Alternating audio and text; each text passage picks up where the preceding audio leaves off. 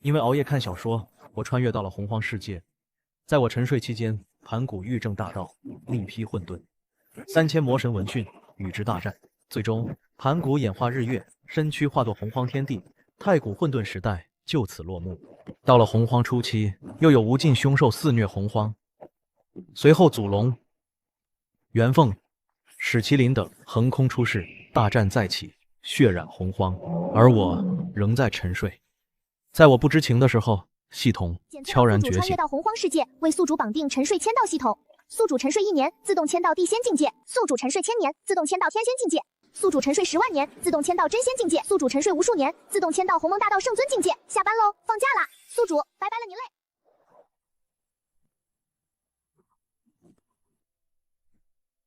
洪荒正值大劫，煞气滔天，此地怎会如此祥和？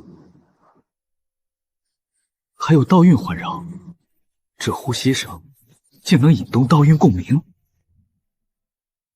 好像有强大的存在在这里沉睡。难不成这山上有蹊跷？我得前去一探究竟。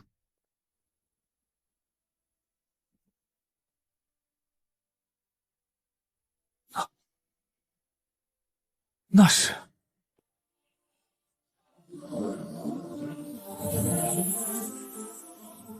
道韵随呼吸涌动，仅是远远观之，就让我的修为枷锁有了松动的迹象。这是何等强大的存在，怕是只有父神盘古方可比肩吧。晚辈自山脚下感悟前辈风采，特来拜见，无意冒犯。晚辈欲在此参悟，还请前辈准许。前辈在此小憩，并未将我放在眼里。我先在此参悟，待前辈醒来，再向前辈道明缘由。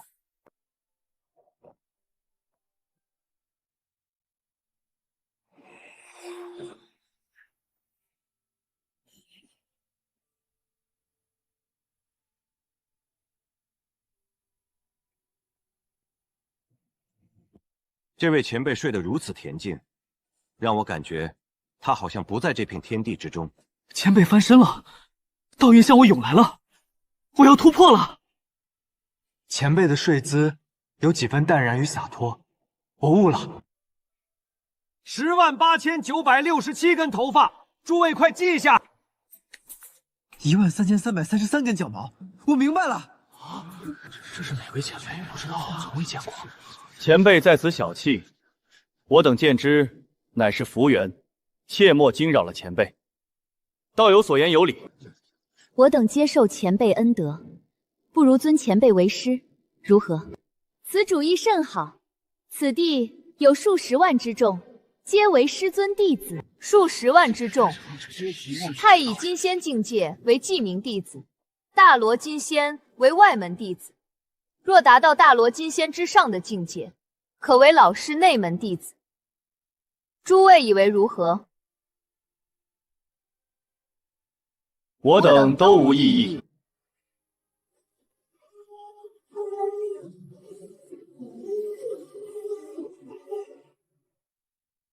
这一觉感觉睡了好久啊，睡得我头昏脑胀、腰酸背痛的。我去，怎么那么多人？这还是国内吗？数亿年了，老师终于醒了。这是做梦了，还是穿越了？师尊，我等皆是仰慕师尊风采，这才进入师尊的道场，请师尊见谅。你是哪位？师尊，我乃通。不对，师尊法眼如黄，岂会看不出我的根脚？他想要的不是我名字，而是我的态度。师尊，唤我阿通即可。阿通，这是哪里？这里是洪荒南部。什么？我竟然穿越到洪荒？那个金仙满地走，大罗多如狗，稍微沾染一点因果，都有可能灰飞烟灭的洪荒。外界可有发生什么大事？我听师兄弟们说道，前不久，红军、杨梅、阴阳与乾坤4位岛主率军打入西方地界，与魔氏罗侯决战。不知此时战况如何？原来此时正值道魔之争，即将进入红军引来的圣人时代。可我都穿越洪荒了，金手指呢？系统呢？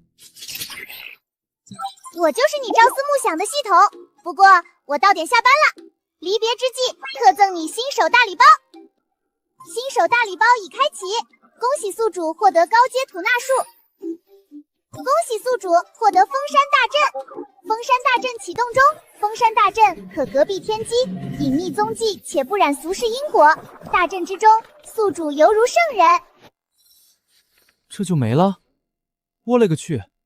那我岂不是自身难保？不行，现在这么多人窝在这里，迟早要出事，得赶紧把他们遣下山去。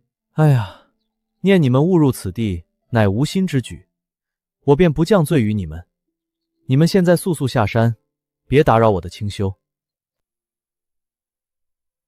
师尊，莫要赶我等下山。师尊，外界正是魔祖罗侯与几位老祖大战，若是师尊将我们赶下山，我们一旦沾染了因果，也唯有生死道消之途了。恳请师尊收留我等啊！恳请师尊收留我等啊！也罢，你们既尊我陈玄为师，想来也是冥冥之中注定的缘分。我准许你们在此地修行，等到道魔之争结束后，你们便要各自下山，寻找自己的机缘了。谨遵师尊法旨。那你们都做一下自我介绍吧。师尊，叫我阿云就好了。师尊，叫我西瑶就好了。您睡了这么久，想必腰酸背痛，我替您捏一下肩膀吧。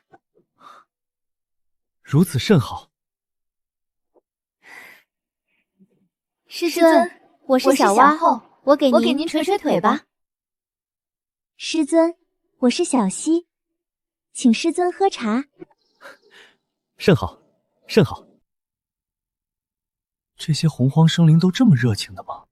捏肩捶腿跑茶，这简直是帝王般的享受啊！他们不会以为我是什么世外高人吧？可我只是一条咸鱼啊！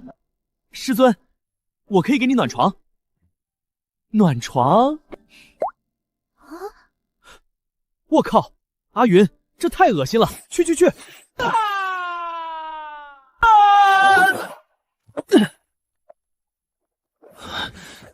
方才师尊随手一挥，便有无尽大道之力向我涌来，当真是举世无双。若是我能学得了师尊的万分之一，便足以横扫洪荒了吧？师尊，我等皆蒙昧未见大道，不知师尊可否讲解一二？讲解大道？我也没见过大道啊，怎么讲解？不知道后世道战洗罪经、淮南子、无上妙道问世真经、修真太极混元至玄图这些典籍对他们有没有用？算了，先讲讲看，兴许他们能悟呢。也好，我所讲之道皆是精髓，能悟多少，就看你们自己了。谢师尊恩德。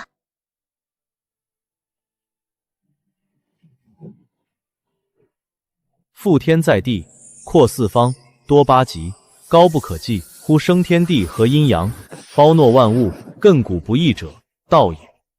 夫圣人者，不凝固于物，而能与世专矣。这是言出法随。师尊随口讲道，竟然引动时间长河。一念生，一念灭，此为大道。师尊周身浮动的是造化之意吗？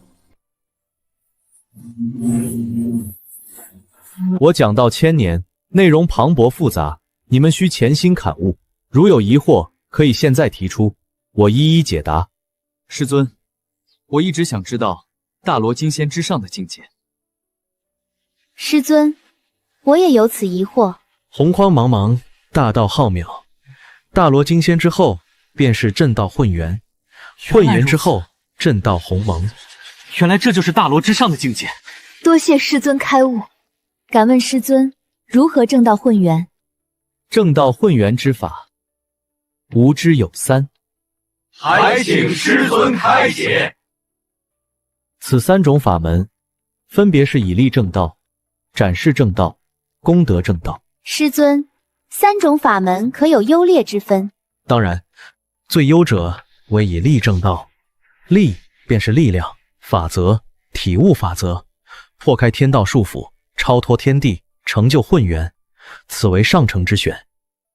展示正道次之，功德正道，哼，小道耳，不提也罢。多谢师尊开悟。这些对你们而言都太过遥远，还是立足当前，切勿好高骛远。师尊，我打算走剑道之路，该如何修炼？拔剑。拔剑？对，拔剑10亿次，可练成斩天拔剑术。这是剑道的至高境界吗？剑道的至高境界，应当是一剑开天。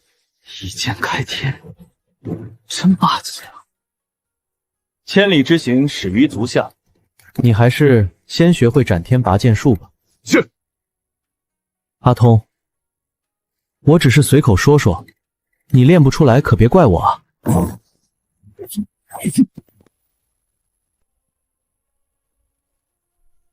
吾辈同为混沌魔石转生，不如联手融洪荒为混沌，再创新天地。罗红，你妄图独吞盘古留下的洪荒道果，与你联手，无异于与虎谋皮。哈哈哈哈哈哈！那就请吧。罗好，你当真以为诛仙剑阵举世无敌吗？难道你有破解之法不成？请3位道友现身，助我破阵。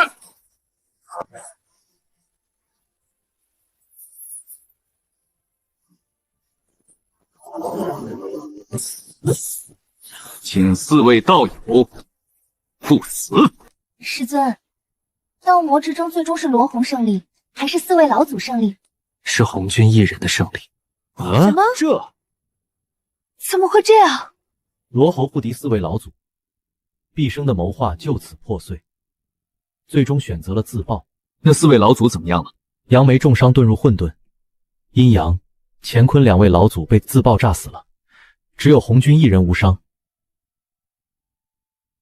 师尊，罗侯死后，洪荒以后是否会再起杀劫？轮回生灭是宇宙万物的规律，为了消灭因果，天地会爆发一场浩大的量劫。若是不幸卷入其中，后果不堪设想。师尊的意思是，除了龙汉之劫、道魔之争，还会出现新的量劫吗？不错，洪荒以后还有数次量劫，轻则洪荒动荡，重则整个洪荒都有可能破碎。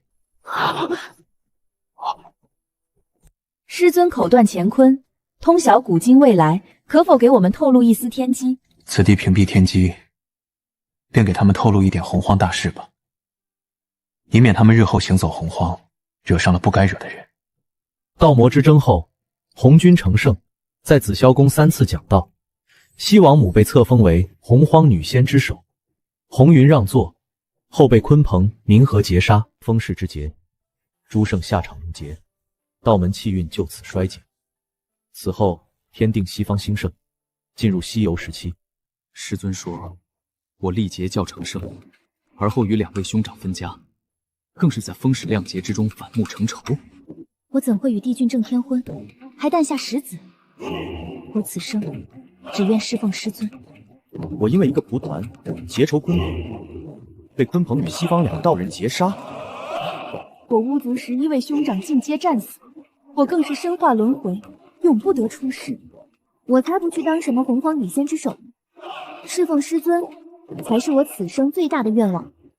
这便是洪荒大事，尔等可记住了吗？记住了。如今道魔之争结束，洪荒平和，天机也将逐渐清晰，你们也该下山了，寻找各自的机缘了。师尊，我不要寻什么机缘，我只想常伴师尊左右。师尊，我还想给你捶腿，我想给你泡一辈子的茶。师尊慈悲，还请收留我等。师尊，师尊3次啊！唉，数亿年的相处，若非不得已，我也不想遣散你们。只是这么多人挤在这里，迟早要出事的。天下没有不散的筵席，亮节残酷恐怖，你们潜心修炼，低调行事。下山之后，万不可提及此地发生的一切，更不可将我曝光。谨遵师尊教诲，他日行走洪荒，我定然不会辱没师尊的威名。我等铭记师尊大恩，日后我们自然有再见的机会。下山去吧。师尊保重。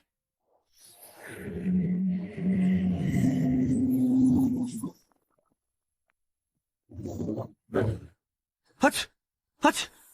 洪荒之中，怎么突然多了数十万个不可控的变数？师尊，阿童日后行走洪荒，定不会负了您的威名。师兄，你要往何处去？我此番打算回昆仑山苦学剑道，将师尊传我的剑道发扬光大。你呢？师尊素爱栽种灵花香草，我去万寿山武装观，若能说服镇元子把人参果树献给师尊，说不定能常伴老师左右。你们呢？都去往何处？我打算回瑶池仙境，闭关参悟师尊传授的时间法则。纵游时间长河，一定能够见到师尊的身影。西瑶师姐所言极是，我就在太阴星上，不为正道，只为等待师尊归来。我会在轮回中诵念师尊真名，他一定能够听到我的思念。小蛙，你呢？我回不周山上看看我那不成器的兄长，然后游历洪荒，追寻师尊的踪迹。诸位同门，就此别过。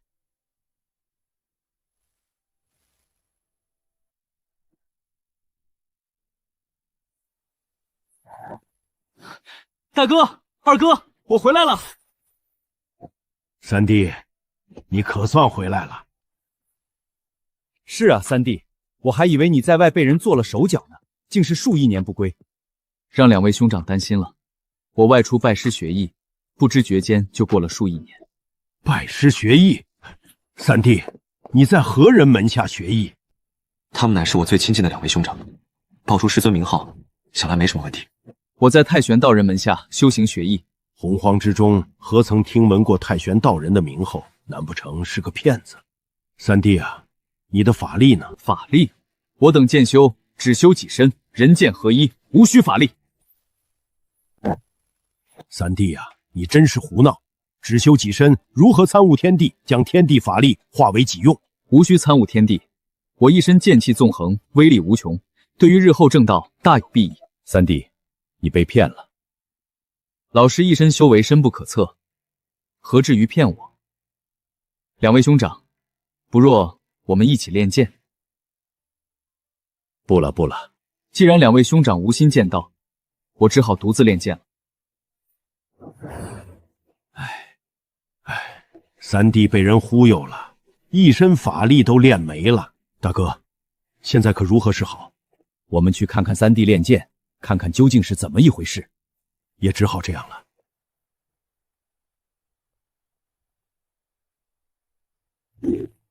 9,999,998，9亿9,998，9万9,999。三弟，明显魔怔了，这要是传出去，岂不是让人看扁我三清？哎，你我已是大罗金仙后期，可保三弟一世无忧，就由着他吧。10亿次！哈哈哈哈哈哈！师尊，我终于练成了。你练成个鬼！三清的名头都被你丢光了。今日我就让你看看什么才是真正的大道。何方宵小，竟敢在昆仑山作乱！斩天拔剑法！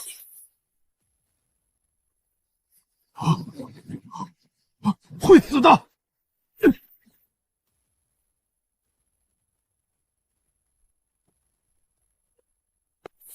大哥，二哥，怎么是你们？你们没事吧？没事没事，三弟，我养的母猪要生了，我先走了。大哥，等等我，我也看看母猪。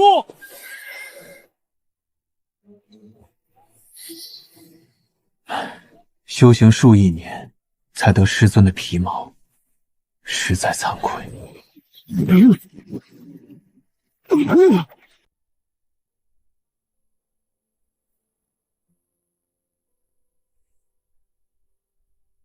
小妹回来后，整个人都与以往截然不同了。我偷偷看看怎么回事。我别无他求，只愿常伴你的左右。老师，老师，小妹何时拜师了？小蛙好想你，何时才能与你相见？我倒要看看你是何方神圣。这就是小妹口中的老师吗？让我看看你的根脚。怎么可能？如今的洪荒除了红军，怎么可能还有让自己反噬的存在？敢拱我家的白菜，不管你是何方神圣，都要给我一个交代。兄长，你要什么交代？没什么。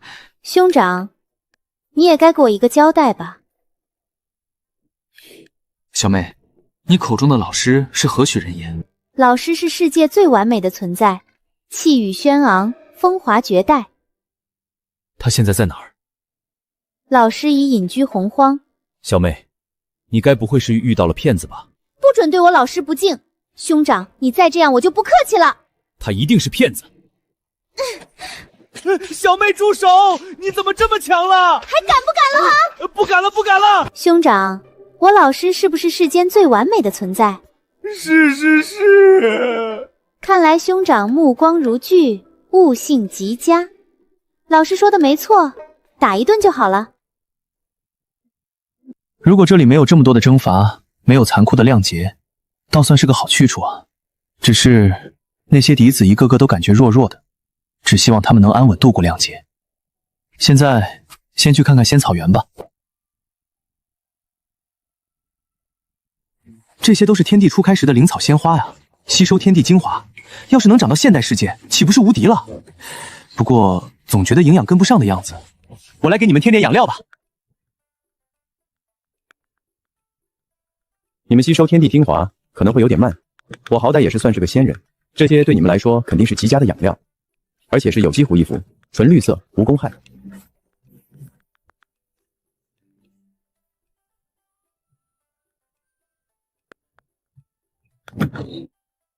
虽然我不是人，但你是真的草，这些液体可都是污秽之物啊！我好歹也是极品先天灵根，怎可吸收这些污秽？咦，不对，我的根系怎么自动吸收了？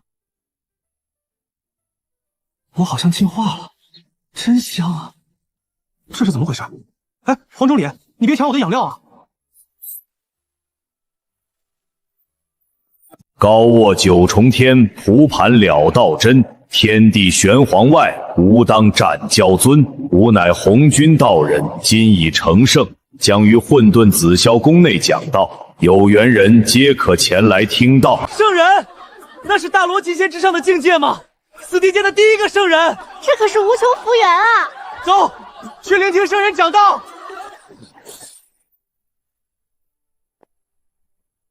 二弟，圣人讲道，这是莫大的福缘。没错，肯定比三弟那个老师太玄道人要厉害得多。二弟，仔细参悟圣人讲道，超越三弟是迟早的事。大兄此言甚善。毕竟是天地间的第一位圣人，诸位师兄弟想来也会前去听道。太云山一别也已经许久了，说不定师兄弟们已经有老师的消息了。无尽时间长河中，我竟寻不到老师的半点踪迹，这是何故？是因为我的时间法则尚未真至化境吗？或许应该去听一听那圣人讲道，寻找突破的机缘，顺道打探师尊的消息。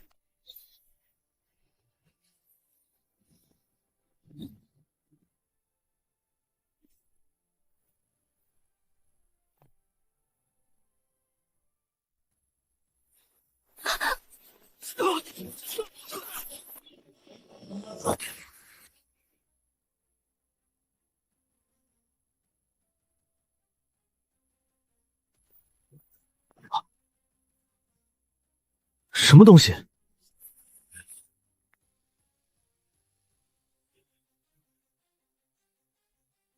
六耳猕猴，混世魔元一部分本源孕育的生灵，因偷听红军讲道，下场极为凄惨。他怎么跑我这里来了？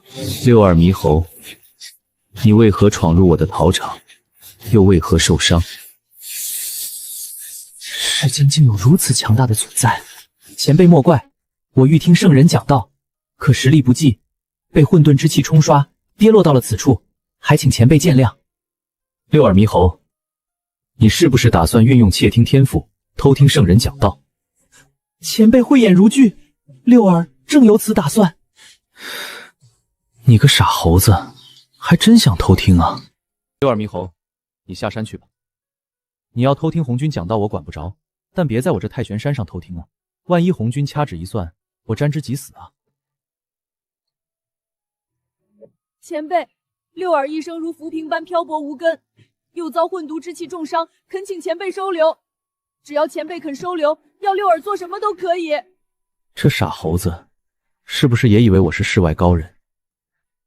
不然怎么刚见面就要拜师？难道因为特别帅？前辈，我可以向天道起誓，今后为前辈侍从。千万别！真是个傻猴子。洪荒中最不靠谱的就是天道，你还向他起誓，等着被割韭菜。你现在可有因果在身？前辈，我前些日子一不小心听到三清好像要给母猪配种，这个算吗？你真是六耳猕猴，莫不是二哈复审了吧？混世魔元的部分本源根脚还不错，遣散了数十万弟子，有只猴子陪着也好，只要他不偷听红军讲道就行。六耳，此次圣人讲道万不可偷听，否则招致祸患，你可明白？还请前辈指点迷津。我问你，圣人为何选在混沌紫霄宫讲道？为了筛选洪荒之中的强者。没错，实力不济无法到达，算不算有缘人？不算。既然无缘，你在洪荒窃听，被他所知，又该如何？前辈不仅能看透猴心，还勘破阴理，算无一策。今后若要我赴汤蹈火，我也定在所不辞。可还会窃听圣人讲道吗？不听了，不听了。入我门下需清心寡欲，万不得妄自下山沾染因果。你可懂得？懂得，懂得。向大道起誓吧。我六耳猕猴向大道起誓，今后永远追随前辈，若有二心，道途断绝。前辈收留之大恩，六耳永世铭记，绝不敢忘。永世铭记？等你伤好了，便负责栽培那些鲜花灵草吧。是。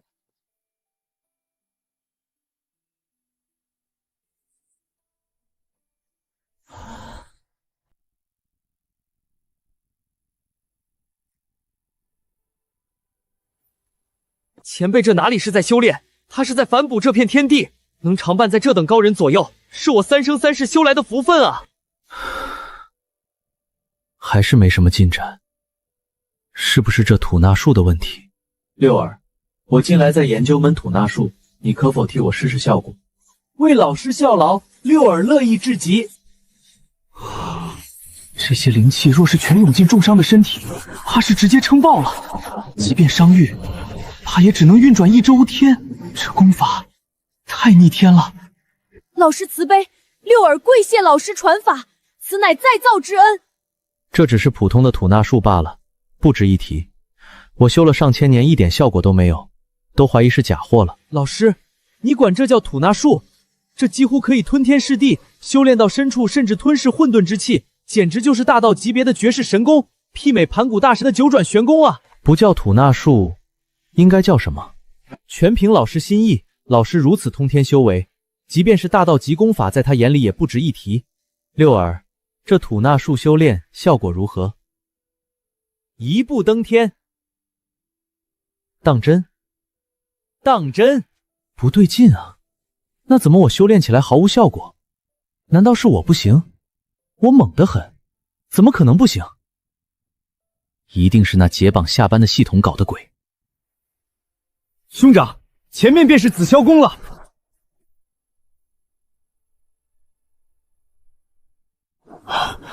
看门童子都已是这般实力，道祖本人的修为该恐怖到什么地步？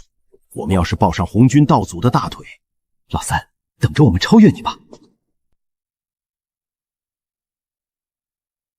兄长，我俩贵为三清，圣人赐下这6个仆堕，应当与我们有缘。二弟，此言大善。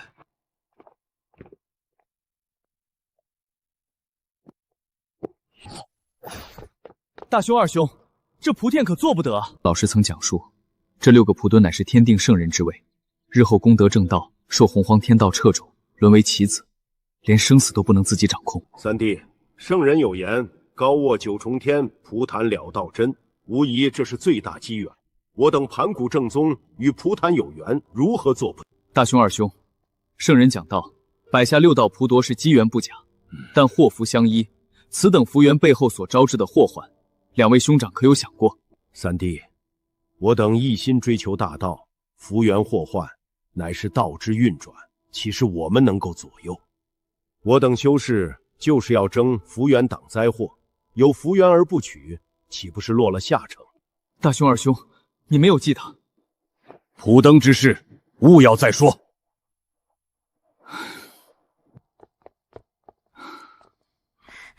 通天师兄，女娲师妹，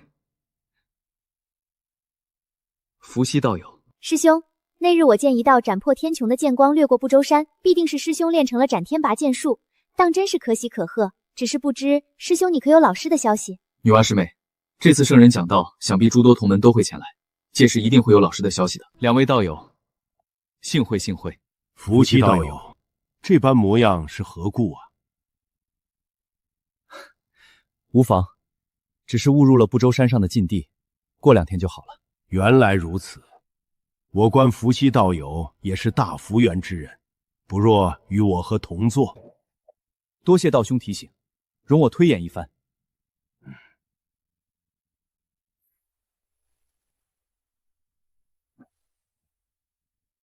此蒲蛋与我无缘，竟与小妹完美契合。小妹，快来，这蒲蛋与你有缘，我先替你站着。让师兄见笑了，我去开导一下兄长，让他明白这蒲盾乃是灾祸。开导？对，物理开导。物理开导，那是什么？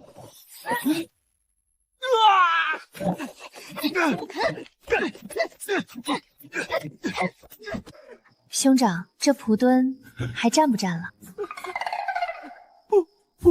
不站了。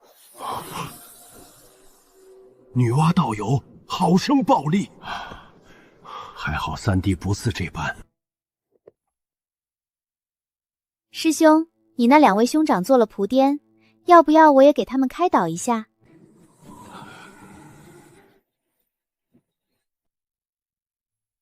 算了算了，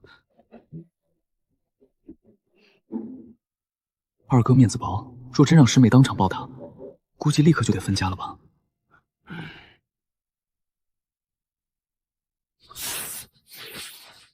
师兄，哎，这速度，快赶上我了！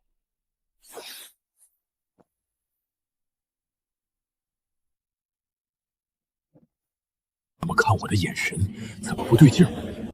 先绑到烧烤架上，等到油香四溢，再撒上孜然粉，一定很好吃。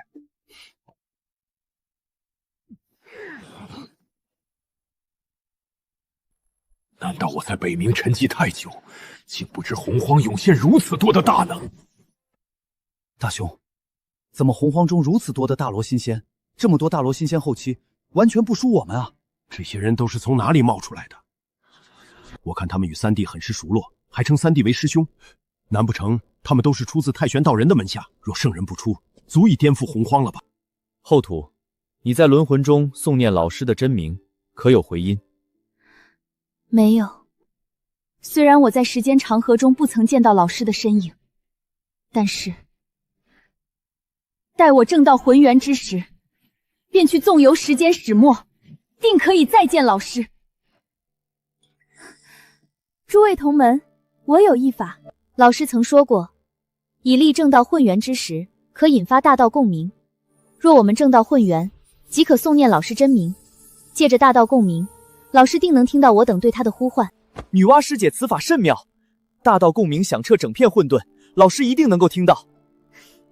若是哪位师兄师姐率先正道混元，切记要诵念老师真名啊！我等谨记。这些姐姐好生漂亮，温雅端庄。他们口中的老师是什么人？竟引得这么多姐姐寻找他的踪迹。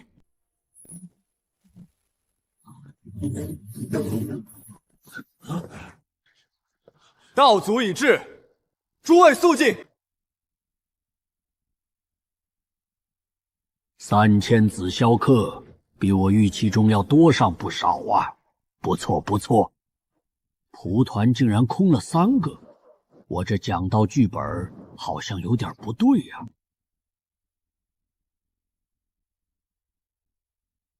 天定圣位你们不抢，你们来紫霄宫是度假旅游的吗？凡事讲究一个缘字，我看你们与这蒲团有缘了。师兄，我们来晚了这么多，只怕是没了位置，这可如何是好？都怪那混沌之气过于强暴，好像专门冲我们来的一样。师兄，你快想个办法。师弟，待会儿你看我的眼色行事，眼泪和感情都要到位。好，我西方好生贫苦，可怜我2兄弟，险些丧命于混沌之中，前来听道却连没个位置都没有，可怜我西方生灵，不得天地眷顾啊！道祖要为我西方做主啊！这2人怎么也来了？这脸皮实在让人不忍直视。2位道友，我观前方的蒲团与你西方有缘。老师说了，这几个蒲团是红军和天道设下的陷阱，十足大火坑。这2个不要脸的货，反正脸皮厚，把他们推进火坑里烧一烧也无所谓。这突如其来的好意，2位道友，我乃是天地间1等1的老好人，这蒲藤没问题，大可放心就做。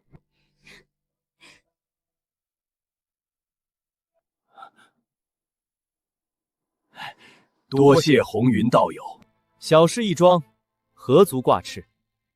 道友大义，我替西方生灵谢过道友了。竟是让这2个反骨仔坐上了听道蒲坛。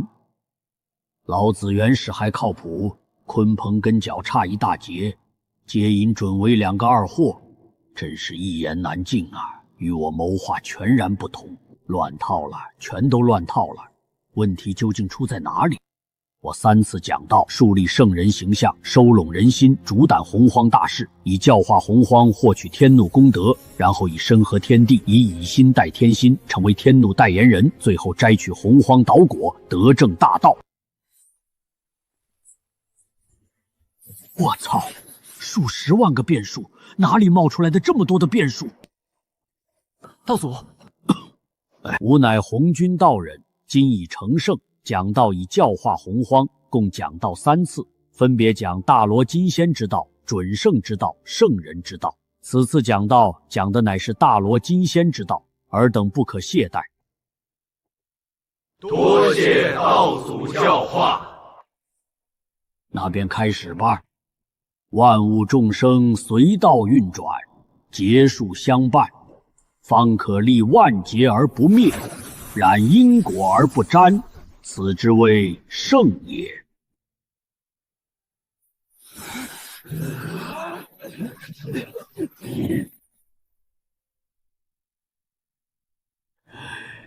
圣人形象算是立起来了。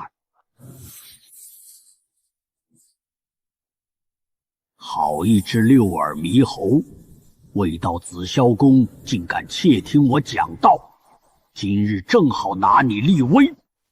大罗之境无量，悟一方天地之太极阴阳五。这个声音怎么这么像红军城圣时所讲的声音？不好，这是圣人讲道，冤枉啊！我可没有偷听，是声音自己跑到我耳朵里去的。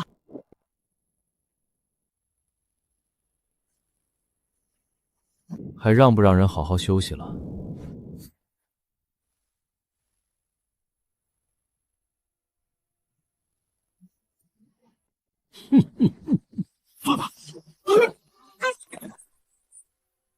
红军道祖呢？怎么凭空消失了？说好讲道3000年，现在才2999年啊！刚才我还崇拜的看着圣人，但是唰的一下，圣人就不见了。难道说圣人讲道把自己讲丢了。大道反噬，竟是大道反噬！我只是施了一道神通惩戒偷听的猴子，竟然引来大道反噬，现在竟然推演不他的半点踪迹，这到底怎么回事？天道，还请出来一见。何事？天道，这数十万变数，还有六耳猕猴是怎么回事？天道，你倒是发表点意见啊！这里面水很深，你要是把握不住，那我便换个一位天道代言人。可恶！我叫你来是为了听你说这个。区区数十万，水不深，把握得住，把握得住。很好，那你知道该怎么做。回去吧。总算忽悠过去了。什么水很深？忽悠谁呢？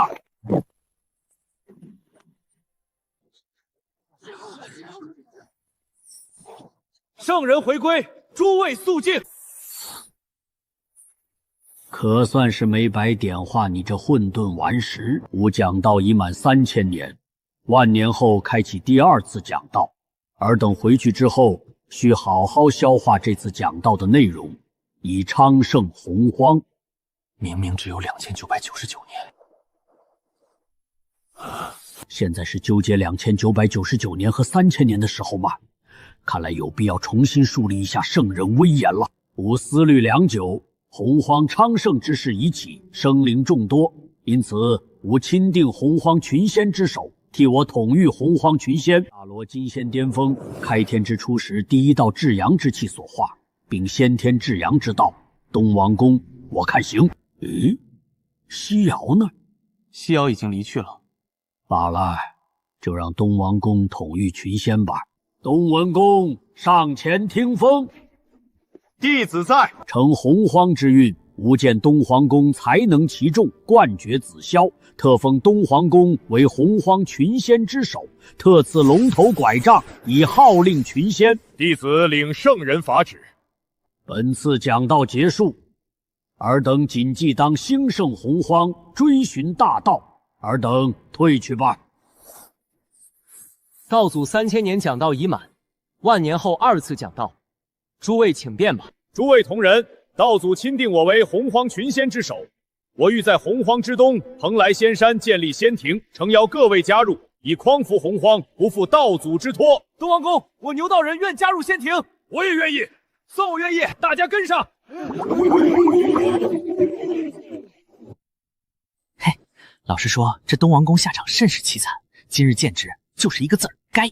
红云老兄，你说的老师是何许人也？那是一尊大能，做下无数洪荒大能的弟子。走，回你的武装关，我再与你细说。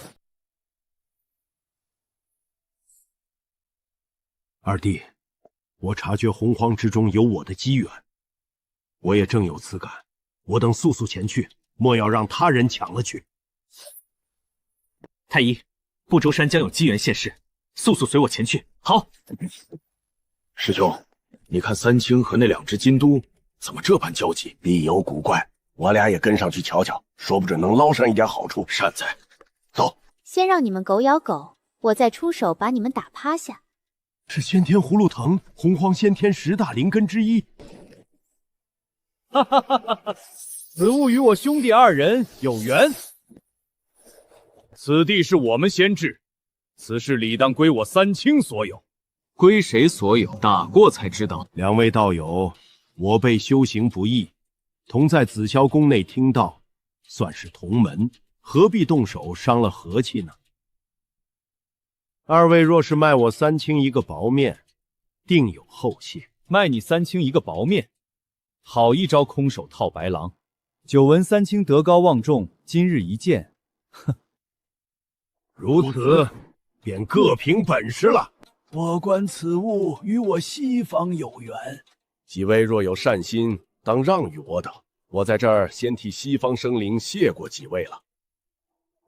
哼，这一趟果然没有白来，竟是这般宝物。每一株先天灵根都牵引洪荒气运，若取得先天葫芦藤，西方气运必生一劫。哼，与你西方有缘，我看你们是皮痒了。太医，别急，让他们先打。师兄，现在怎么办？大哥，打吗？让他们先打。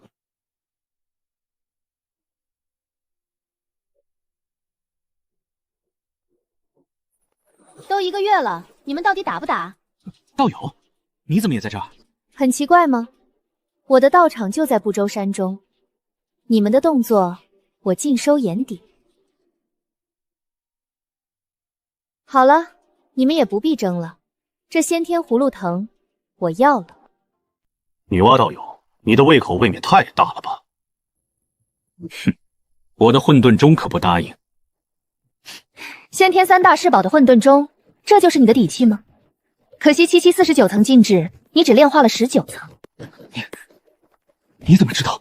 我老师可是说了，混沌钟内含镇压法则，可禁锢时间，镇压空间，对敌时顶于头上，可立于先天不败之地。你只会拿混沌钟砸人，炼化19层已经是顶天了。你安敢轻视我！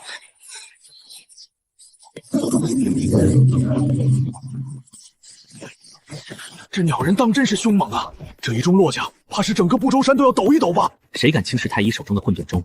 洪荒中能稳稳接住而不伤分寒的，现在只有道祖了。女娲，你会为自己的莽撞付出代价。给我破！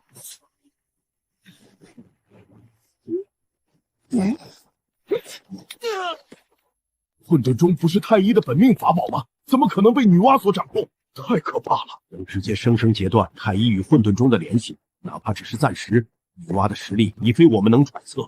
这是横行洪荒的实力啊！我与混沌钟的联系竟然被女娲截断了，我太医差点被混沌钟砸死，说出去谁敢信？女娲道友，今日多有得罪，还请手下留情啊！既然你们已经求饶了，那我便放过你们吧。这先天葫芦藤我一人独占，可有意见？女娲道友，我们这几人远道而来，可否分我们一人一个小葫芦？对啊，见者有份，我们只要一个小葫芦而已，一旦大打出手，恐怕伤了和气。见者有份，老师可没有这样教过我。王母师姐有蟠桃树，西河师妹有月桂树，红云师兄正打着人参果树的主意，日后得见老师，自己可不能两手空空。这株先天混沌葫芦藤，老师一定会喜欢的。这跟你老师有什么关系？我想起来了，三弟与女娲已是兄妹相称，难道女娲也是那个太玄道人的门下？如此说来，先天葫芦藤这事还有周旋的余地。女娲道友的老师可是太玄道人。你有老师的消息？女娲道友，我俩听三弟通天时常念叨令师，对太玄道人甚是仰望。这先天葫芦藤可否分我俩一些？也行，待会儿给你2人各一片叶子吧。我又是抒发对你老师的无限崇敬，又拉出老三通天攀交情，结果只给一片叶子，打发乞丐呢？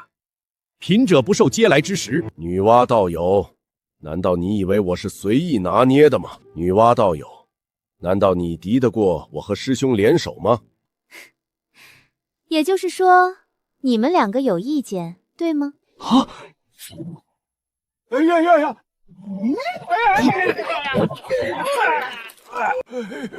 幸好没有贸然出手，否则现在倒在地上喊哎呦的就是自己了。现在我独占先天葫芦藤，谁赞成？谁反对？女娲道友，先天葫芦藤与你有缘，我等不予争夺，这便离开。女娲道友，我等先行告辞了。我允许你们离开了吗？莫要欺人太甚！女娲道友，这是何意？女娲道友还有何指教？老师说过，胜利的喜悦需要有人分享。你们还需看着我收下先天葫芦藤。太医，太玄道人，你到底教了女娲什么？你怕是培养了一个女魔头吧？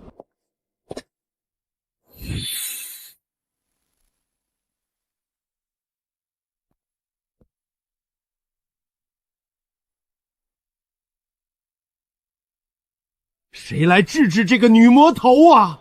老天，你睁开眼睛看看！父神，我憋屈啊！这世上，只有他那个老师才治得了他吧？这株先天葫芦藤，老师一定会喜欢的，到时候就不用担心两手空空。此地发生的一切，今后万不可再提起。以后遇到女娲，有多远躲多远。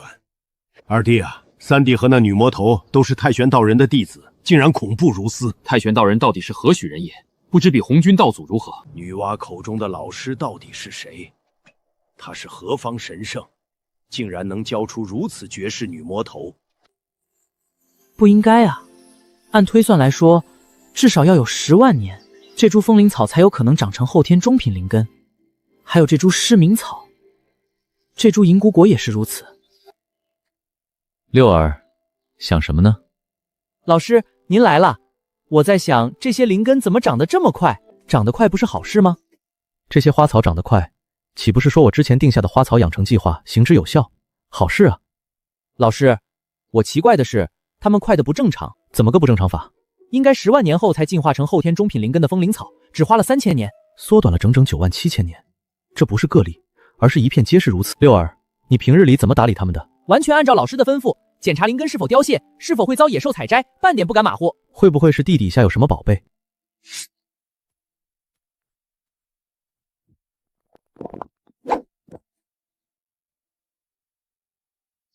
找不到就算了，反正这些花草长得快，对我只有好处。又到了每日一虚的时候了。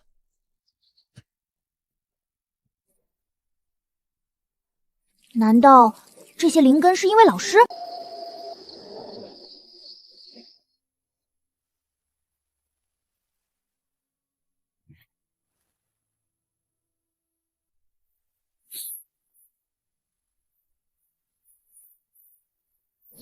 只是闻了闻气味，3000年时间竟然也能晋升后天中品灵根，问题果然出在老师的大道精华这里。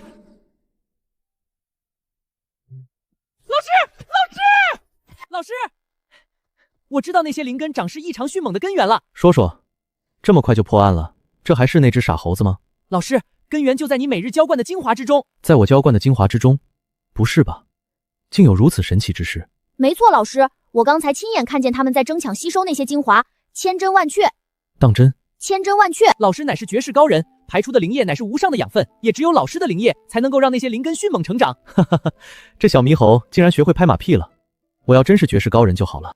不过，我的须须真是促使那些灵根迅猛生长的根源的话，须须，难道这就是我的金手指？道生一，一生二，二生三，三生万物。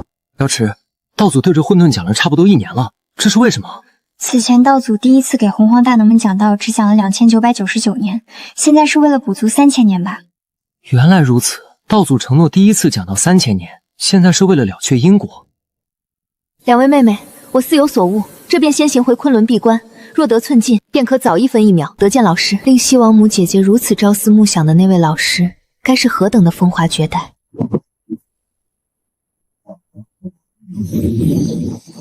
按照这般磅礴的玄黄功德之气，3次讲道结束，我也应该能合到天道了吧？合到天道之事无忧，现在该好好谋划洪荒之事了。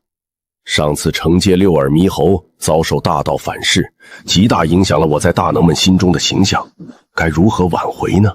有了，鲲鹏那小子应该是不错的人选。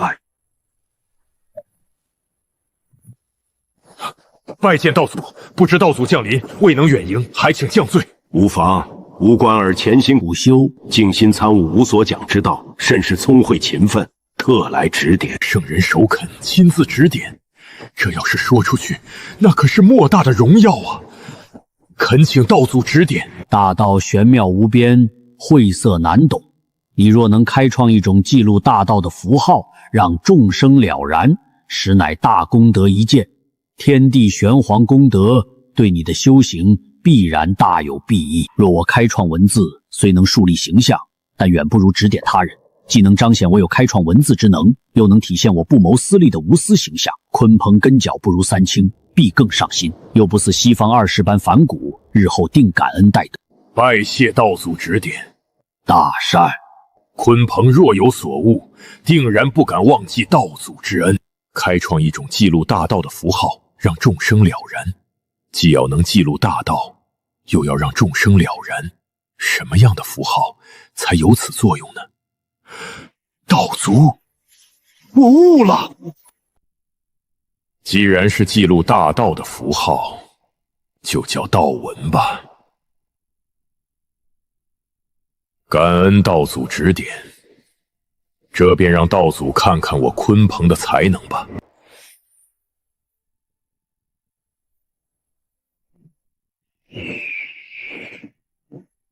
吾乃鲲鹏，得道祖指点，开创了。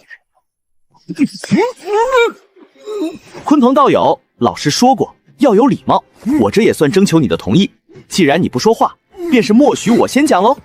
鲲鹏不愧是能坐上蒲盘的大能，礼让红云，我等佩服。是啊，不骄不躁，乃是我等学习的榜样。红云也向来如此友善，彬彬有礼。鲲鹏对红云这一番谦让，对于洪荒李杜而言，当服一大白。服个鸟白！老子是被他压得说不出话，不懂别乱说。哼，等你先说又如何？我倒要看看你红云这个粗鄙之人能说出什么话来。待会儿你听到我的内容，恐怕会惊掉你的下巴，等着瞧吧。鲲鹏道友谦让有加，这便多谢鲲鹏兄了。乃红云得老师指点，感悟大道晦涩难懂，理应化繁为简，遂开创道文，记录大道。此为天地玄黄，此为宇宙洪荒，此为混沌鸿蒙。红云道友大才，竟然开创出文字，记录大道。果然是化繁为简，这对整个洪荒生灵而言，乃是莫大的功德啊！红云道友口中的老师是谁？是道祖吗？想来也定是一位高人，否则怎能指点出如此才学的红云道友呢？这不是我要讲的内容吗？我他妈被截胡了呀！此为天地玄黄。怎么现在变成红云开创了道文？鲲鹏，你在搞什么鬼？你开创的道文呢？被狗吃了！万劫不磨，与天地同寿。竟然是天降功德！红云道友的道文获得了洪荒天地的认可，果然是大功德一件。红云道友得天降功德，实力怕是要大涨了吧？红云才疏学浅，若非老师指点，怎能开创道文？此等功德，我受之有愧啊！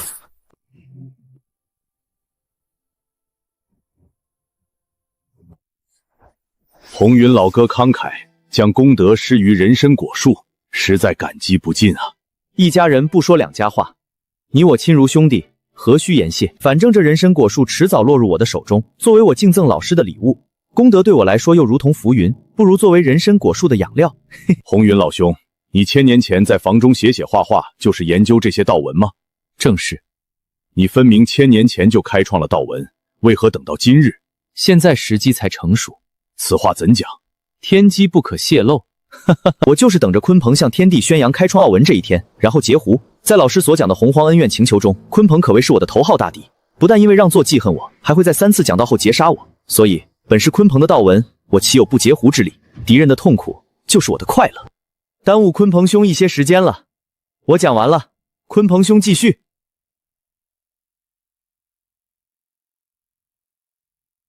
我日，截胡了老子的道文，辛苦1000年时间钻研的道文啊，就这么被你截胡了？都被你一个人讲完了，我还讲什么？道祖那边我怎么交代？忍一时风平浪静，退一步越想越气。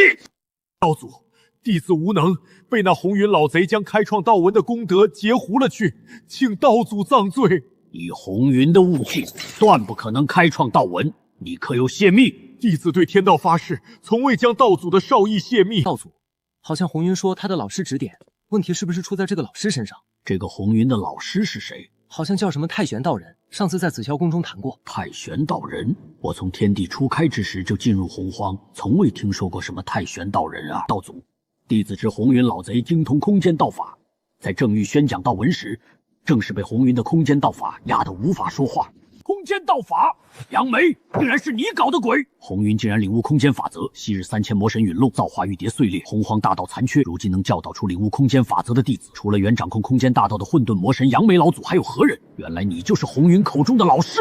好，昔日我在道魔之争中算计了你，今日你以数十万变数反将我一将，杨梅老祖真有你的！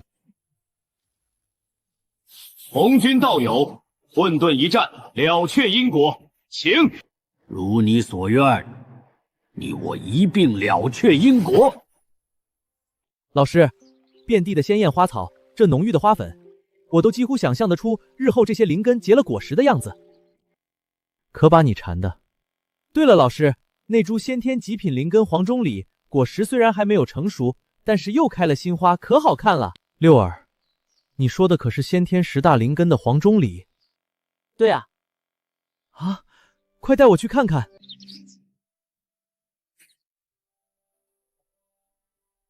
真的是先天极品灵根黄钟李，这可是一颗黄钟李子就足以缔造大罗金仙的灵根啊！1、2、3、4、5、6、7、8、9颗黄钟李，发达了，发达了！配上我的须金手指，岂不是要起飞？9为吉数，黄钟李本就结了9颗果实，如今再添一朵花，竟然有挣破限制的迹象，清香淡雅，令人心旷神怡。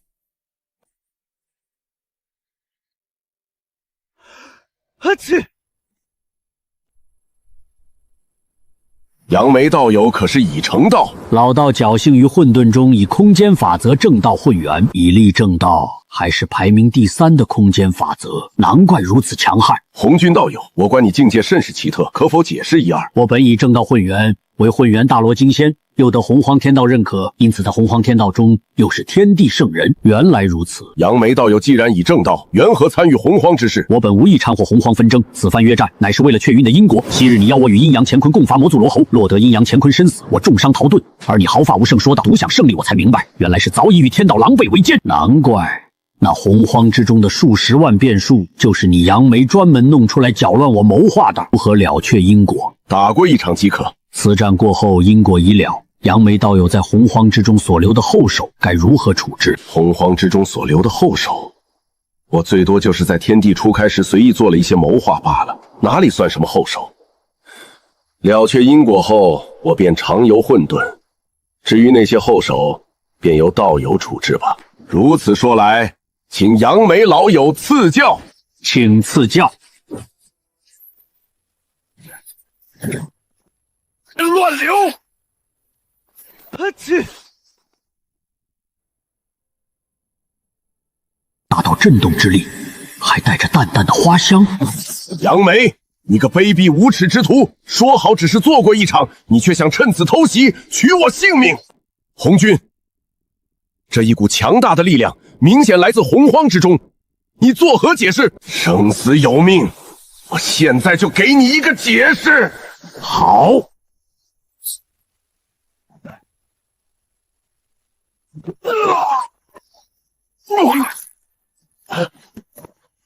哼，昔日阴阳乾坤2位老友就是这样被你害死的。杨梅，你谋划至今，恐怕就是想今日取我性命吧？来之前，我本只想与你了却因果，谁知你竟然倒打一耙，引动洪荒中残存的大道之力，害我于此。今日后的因果，便不再是逢场作戏这么简单了。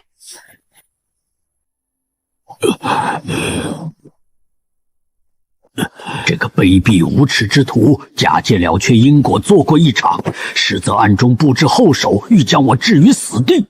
若说不是你在暗中搞鬼，还有谁有此等能耐？待我合到天道之后，冲击混元太极仙尊之境，届时定诛了你杨梅老祖，将你的本体空心绿柳留在洪荒之中，看我如何摘取洪荒道果，得争大道。昊天，东王宫不是说要建立什么仙庭吗？怎么还没动静？回禀道祖，东王宫此时正在蓬莱仙山筹备。好，我将闭关一段时间，到2次讲道时方才出关。你们俩多多关注洪荒动向。是道祖。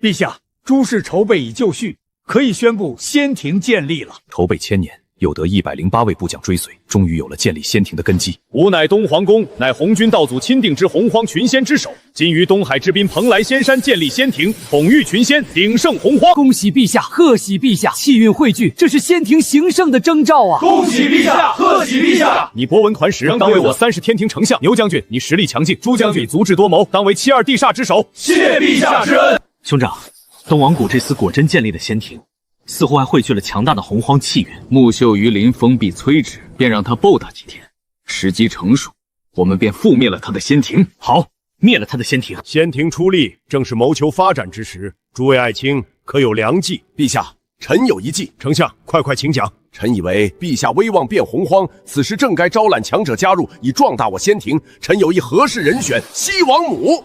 西王母根脚不凡，实力惊人，与陛下多为般配。若能与西王母结为道侣，阴阳调和，珠联璧合，陛下的威望肯定更上一层楼。何朝无大能加入？诸位爱卿以为如何？丞相，你深知朕心啊！全凭陛下定夺。善，大善，速筹备此事。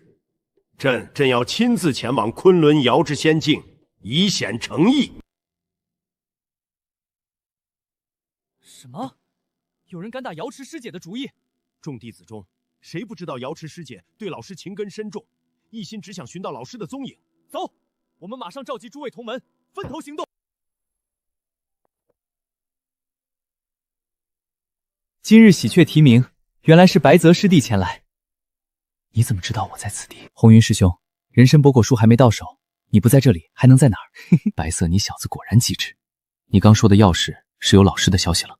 还没有老师的消息，是有人想打西网空师姐的主意。西王母天资极高，领悟时间法则已达70%，是同门中的领头羊。更重要的是，她极有可能就是未来的师娘。谁如此胆大包天，敢打未来师母的主意？谁？东王公。东王公那小子，他是吃了雄心豹子胆啊！鬼车与古王已经去通知其他同门了，准备在西瑶师姐的道伍外等她自投罗网。走，出发！魏丞相，若是朕贸然前去，是否会唐突了西王母道友？不若寻个媒人与陛下同聚，陛下精彩决议，再加上媒人从中调理，何愁西王母不答应？龟丞相真乃无仙庭智者啊！请哪位大能作为媒人合适？三清道场便在昆仑，与西王母素有交情，若能请三清出面说媒。三清道友，三清声望极高，若能请动他们，此事十拿9稳。牛将军听令，速去备足灵根灵果，请三清道友出山为吾说媒。臣领旨。陛下，幸不辱命。哈哈哈哈哈！如此恢宏的气势，这般浩大的排场，西王母一定会喜欢的。一旦结为道侣，强联合，圣人之下，当为仙庭独尊。见过两位道友，让两位道友久等了。无妨，东王公此行声势浩大，可见对西王母真是情真意切呀。怎么不见上清道友？三弟此番应该正与他的朋友相聚，不便前来。有了老子与元始同往，少一个通天道友也无妨。原来如此，有劳两位道友了。无妨，出发吧。足2000多名大罗金仙，这分明就是三清请来为我助阵的。三清果然是洪荒中响当当的人物，振臂一火，应者云集。自己当初决定请三清做媒人，当真是英明至极。大兄，女魔头也在。这2000多名大罗金仙，好像是老三通天的同门。西王母还是这一批人的师姐，他们绝不是来替东文公说媒的。东王公道友，我后山的母猪快要生了，我先走一步。母猪要生了，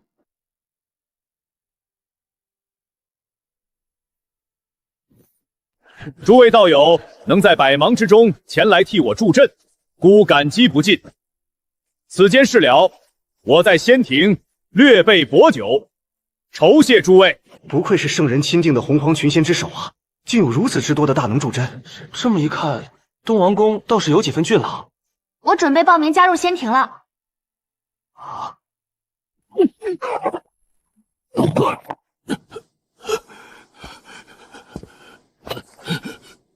就是你小子打我师姐的主意。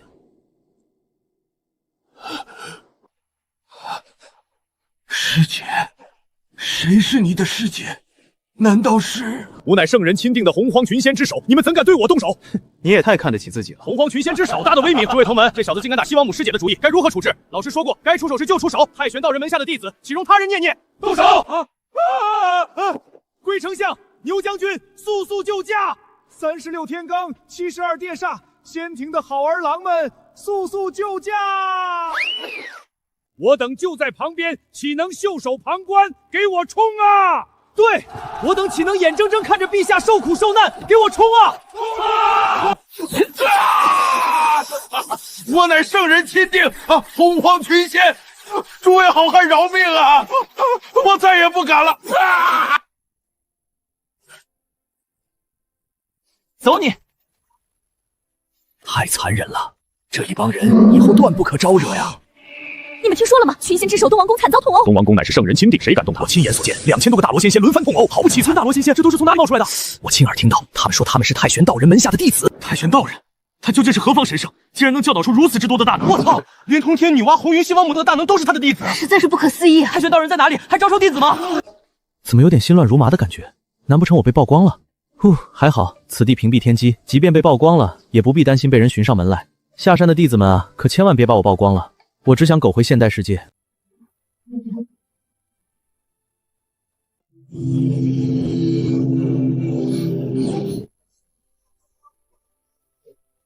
嘿嘿，承蒙老师恩泽，六耳方才能达到大罗金仙之境。你真晋升大罗金仙了，不错不错，这都是你勤奋修炼的功劳。在洪荒之中，跟脚果然还是非常重要。当初收留这个六耳猕猴，真是个聪明的选择。只是咸鱼的我，到底什么时候修炼有成啊？我突破之后，好像领悟了一式新招式，能不能帮我看看？新招式？难道是传承下来的？你演练一遍看看。魔元相世。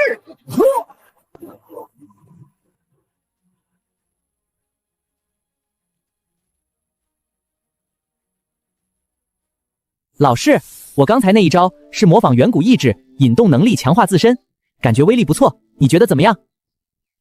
来找我指点，可我图纳术都没搞明白，哪知道怎么指点？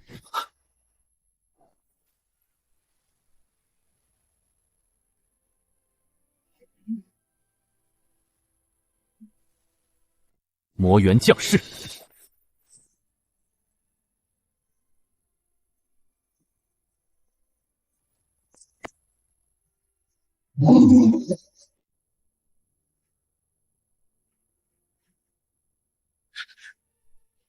哪来的混死魔元？是谁在搞鬼？我绝不允许洪荒中有我不可掌控的因素出现。大道级别的混沌魔元气息，洪荒中何时有如此强大的存在？难道说梁梅不是幕后黑手？我只看了一遍这猴子使用的招式，不但学会了，还对其进行了改动，更加完美无缺。不对劲啊！除了须须金手指，难不成这也是我的金手指？自己的悟性怕是要逆天啊！老师神通盖世，竟是直接凝聚出父神虚影，堪比真神降临。这一式神通极为威猛，若是能得混世魔元的几分神韵，你便可化身混世魔元，大杀四方。神韵？老师，敢问父神混世魔元的神韵是什么？战天斗地。战天斗地？老师，我悟了。你悟什么了？战！我要这天再遮不住我的眼，我要这地再埋不了我的心，我要那众生都明白我的意，我要那诸天神魔都烟消云散。这撒后字怎么突然说起上古传说里的话？难道你觉醒的是洪荒古元的传承？算了，还是先打理灵草原吧。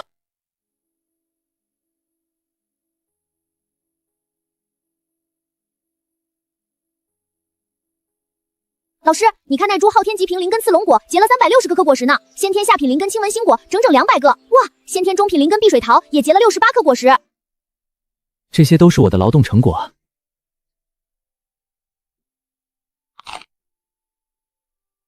我施展吐纳术吸纳不了灵气，但直接吃这些灵果可以吃出灵气来。须须金手指的用法就是让我促使灵根成长，然后猛啃灵果到无敌。老师，什么味道？你摘一个尝尝不就知道了。千万不能浪费，把成熟的果子都摘下来保存好，我要留着突破大境界。老师，我一定要将太群山上的所有灵根都移植到仙草原里。这是极好的主意。这种朴实悠闲的生活，属实让人沉醉。在这里当一条咸鱼，是多少人梦寐以求的生活。老师，这么多仙果，少说也有几百万颗吧？全都吃完吗？这绝对是猴生巅峰啊！老师，我跟对了。六儿，把这些仙果全部酿成酒。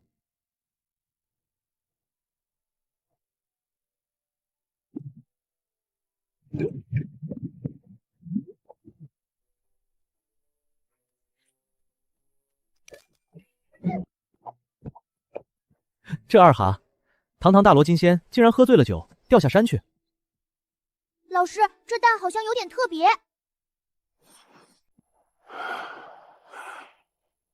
我仙庭众将何在？归丞相，外界怎么传闻朕？但说无妨，朕承受得住。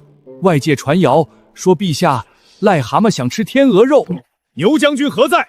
将那人的嘴巴撕烂！禀陛下，牛将军辞职，朕封他为36天罡之首，待他不保，他怎么对得住朕？陛下，牛将军说，仙庭已经没有兵将供他统领，没有了那种掌控权势的快感。归丞相，还是你忠心耿耿，对我不离不弃。陛下，微臣年迈，已经不足以胜任仙庭丞相一职，恳请陛下准许微臣告老还乡。墙倒众人推，树倒猢狲烂。吾乃圣人钦定洪荒群仙之首，待到圣人二讲道时，朕一定要面呈圣人，痛斥太玄道人门下弟子的恶行。圣人一定会为我做主的，我一定能东山再起。人间自有真情在，巅峰迎来虚伪的拥护，黄昏见证虔诚的净土，这些就是我东山再起的精神支柱。你们怎么没有离去？陛下，你还没发工资呢。发工资？神特么的发工资！现在是讲发工资的时候吗？道祖终于开启第2次讲道了，我一定要面呈道祖，将那帮太玄道人门下弟子的劣行告知，请道祖为我做主。圣人的号召力仍然如此之强，只要圣人发号施令，就会有无数强者加入我的仙庭。何愁仙庭无人？到时候一定要率军教训一顿那些太玄门下的弟子，免得敢在我洪荒群仙之首面前嚣张。诸位师兄师姐，道祖言有缘者3000，他老人家第2次讲道即将开始，请有序进入。没见过世面的样子，听圣人讲道讲究一个缘字，若无天资，再好的位置也无用。我等那群恶人先进，最后我再压轴出场，毕竟我是洪荒群仙之首。道祖言有缘者3000，3000之数已满，后面的诸位请回吧。3000之数满了，我是第3001，我乃洪荒群仙之首啊，竟然没有听到的位置。新晋洪荒可有大事发生？得道祖福泽，近来洪荒安稳，众生和睦。甚好甚好，此番讲道乃是讲准圣之道，共讲3000年，尔等需认真听讲，切不可懈怠。这次我定要率先突破到准圣，超越老三。大罗之上实为圣，然争道成圣之路漫漫，因此踏上争道之路即为准圣。吾于洪荒玉京山中晨悟无数岁月，善恶展示争道之法，是为3师，斩去3师，方可无喜无悲，无善无自我。斩师之法，以灵宝，以灵根，以功德，皆可斩。此等法门，即便晋升准圣，可借用天地法则对敌，但也只是空有境界，终究不是自身的法则之力。老师曾说斩师争道未来成就有限，怎么在红军嘴里好似最好的争道法门？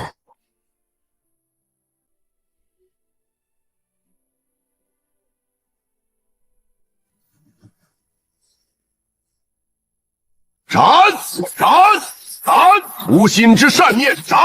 见过本尊，你我本是一体，何须客气？我作为圣人之下斩师第1人，现在应该拥有和他掰手腕的力量了。斩！见过本尊，无需多礼。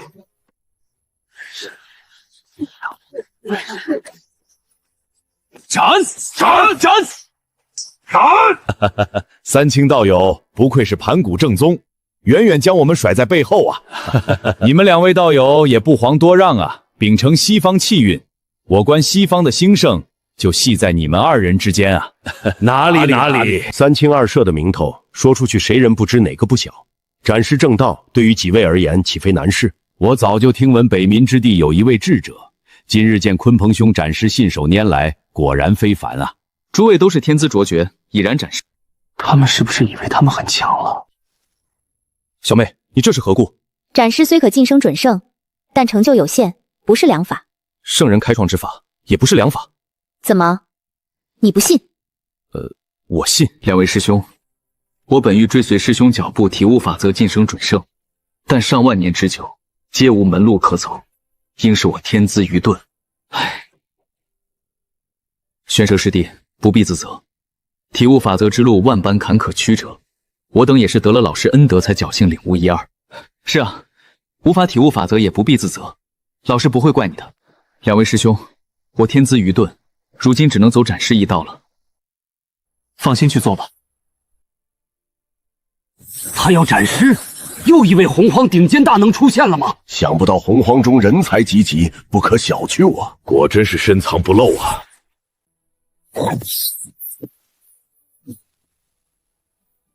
展示这种光宗耀祖的事情，他怎么含泪展示？那一定是激动、兴奋、喜悦的泪水。鲲鹏兄果然是洪荒智者，一下子就看透此子含泪斩尸的心理，佩服佩服。本尊不必难过，我资质愚钝，只得展示突破，走了小道，愧对老师啊！我等亦是资质愚钝，只能走斩尸之法，有辱老师威名啊！斩！什么鬼？现在准圣这么不值钱吗？鲲鹏兄，他们这200多人也都是激动、兴奋、喜悦的泪水吗？诸位同门，我以斩尸之法晋升准圣，投机取巧，愧对老师，不配成为老师的内门弟子。玄蛇师兄所言极是，我等投机取巧，不配晋升内门弟子，请诸位同门做个见证。投机取巧？你们这是拿刀子猛地捅我的心啊！扎心了！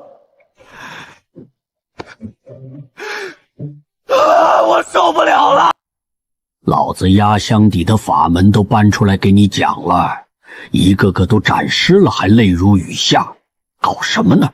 这些人都是西王母、女娲、后土3位姐姐的同门，一下子200多人斩尸晋升准圣，可他们为什么都说斩尸之法是小道，是投机取巧？难道他们的老师还教了更高深的法门？斩尸之法，朕虽未能听圣人讲道，但凭借天纵之姿，定能斩尸晋升准圣。仙庭崛起时机来了，朕洗刷屈辱的时机到了。十殿仙王何在？尔等速去镇守仙庭十方，若有宵小之辈擅闯仙庭，拨响铃铛即可，不要闭关千年，参悟斩尸之法。这事儿有点难办啊！尔等要抗旨不成，若是不从，便扣10年工资。陛下，我等并非要抗旨不从，只是镇守仙庭这事务不是我们的工作范畴。那你们想怎么样？得加钱，对，加钱，没错，还要把这3000年来的工资给我们结了。陛下圣明，谢陛下。久闻鲲鹏兄智谋无双，今日相聚，当知名不虚传啊！是啊，哪里，两位道友虽居于太阳星，但威名可是连我北冥之地都广为传播呢。鲲鹏兄，实不相瞒，今日请鲲鹏兄前来，是希望鲲鹏兄能够协助我兄弟2人。协助你2人？不错，我与太一欲加建立一股势力，足以称霸洪荒的势力。斗胆一问，如何建立这股势力？立妖族，建天庭。我兄弟2人早有此意，如今双双进阶准圣，以极品先天至宝斩尸，实力不输老子原始。那新晋准圣灵宝寻常，实力偏弱，正是崛起之时。何为妖族？凡吸收天地灵气、日月星辰精华化形而出者，皆可为妖。何人不是吸收天地灵气化形？洪荒中也只有寥寥几人不在此列。若真能立妖族，甚至连女娲、伏羲之类的大能也囊括其。鲲鹏可愿入我妖族？无愿入妖族。来，敬未来妖师一杯。我也敬未来妖皇一杯。鲲鹏兄既然已入我妖族，一家人不说两家话，可有良策邀洪荒大能入我妖族？对啊，不然当光岗司令总不得劲儿。2位欲立妖族，建天庭，将东王宫的仙殿置于何地？时机成熟，取而代之。如此，何愁没有大能加入妖族？不愧是智谋无双的鲲鹏妖师，我妖族栋梁啊！朕真不愧是圣人钦定，洪荒群仙之首，天纵奇才。仅仅1000年时间，就斩出善师，晋升准圣。我洪荒群仙之首又行了。4殿仙王何在？附近可有洪荒大能或大势力存在？不知道。你们再想想。回禀陛下，此地毗邻东海，龙族不就是一股大势力吗？刚才还面面相觑，一看到灵宝，立马就有了主意。有钱能使鬼推磨啊！可有东海龙族的信息？东海有约莫数万条血脉纯正的龙族，族长乃是敖东五爪金龙，大罗新仙后期境界。好，真不愧是仙庭10殿仙王，果然神通广大。且看朕招揽龙族，壮大仙庭。之所以不请10殿仙王同去，一来形象实在拿不出手，二来实在没有灵宝用作工资支付了。自从求亲西瑶不成，反被暴打一顿后，他就变成这样了。可惜了这个小伙子。西瑶我可听说了，那可是洪荒中1等1的家人，他还有个老师，可厉害了。对，叫太玄道人，门下弟子无数，连圣人都奈何不了他呢。对了，几百年前我看到太阳星上的2只金乌飞过，好像是去东海的方向。是哦，我听那些小虾兵说，东海龙王敖东已经答应加入2只金乌的什么族？那东王公此去，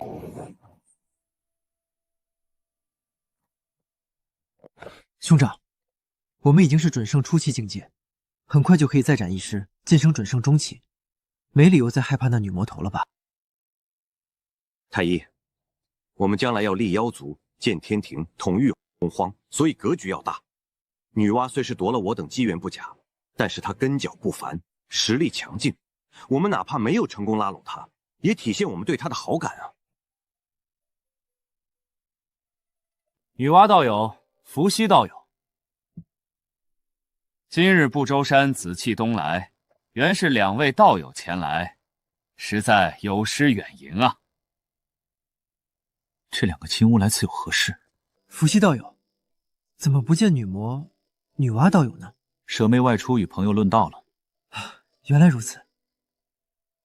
久闻伏羲与女娲道友神通广大，威震一方，今日前来，想与伏羲道友共谋大事。敢问2位道友，欲谋何事？伏羲道友，我便直言不讳了。我们欲立妖族建天庭，统御洪荒万族，但我与舍弟太医深知，此等惊天地泣鬼神的大事，若无伏羲道友加盟，我们难以成事。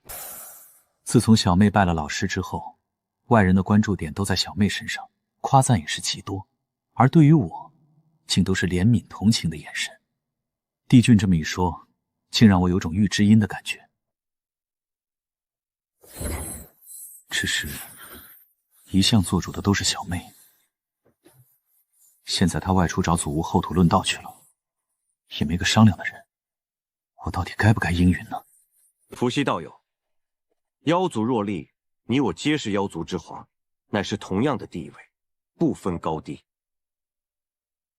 以前小妹总说我没主见，将来会被人给忽悠了，是时候告诉小妹了，我也是一个有主见且明智的兄长，我要悄悄成为妖族之皇，给小妹一个惊喜。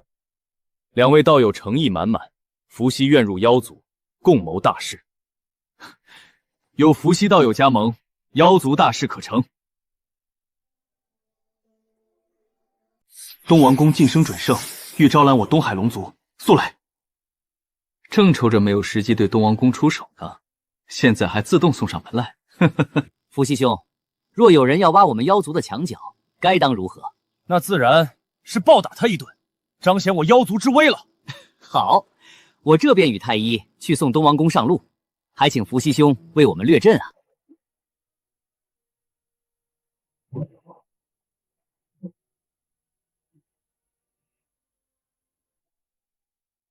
敖东道友，你还无法下定决心吗？东王公道兄，并非我不愿加入仙庭，而是什么？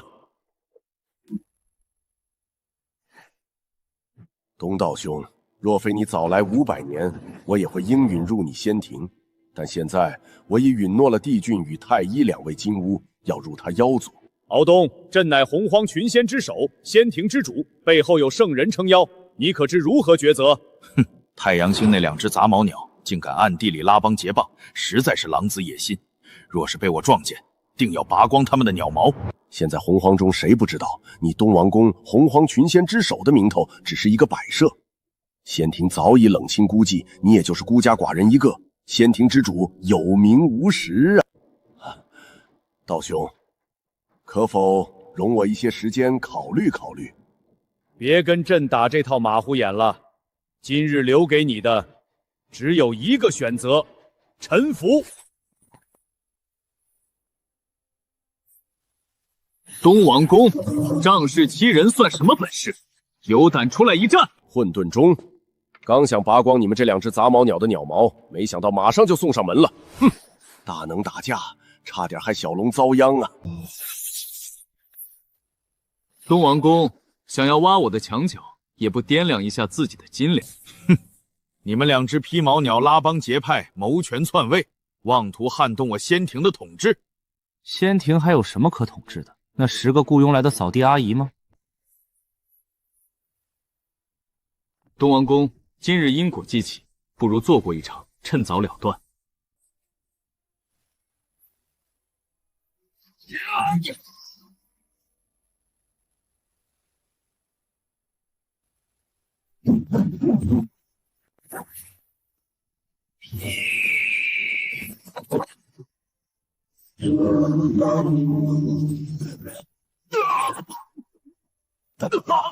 东王公在劫难逃了，这两个金乌战力实在强横啊！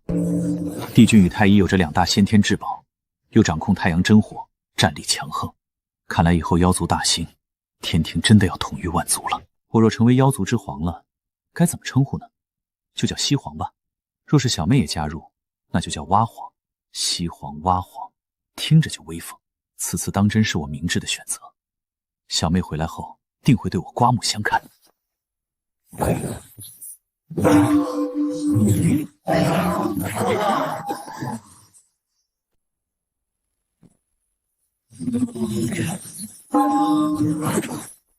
东王公，还请应节。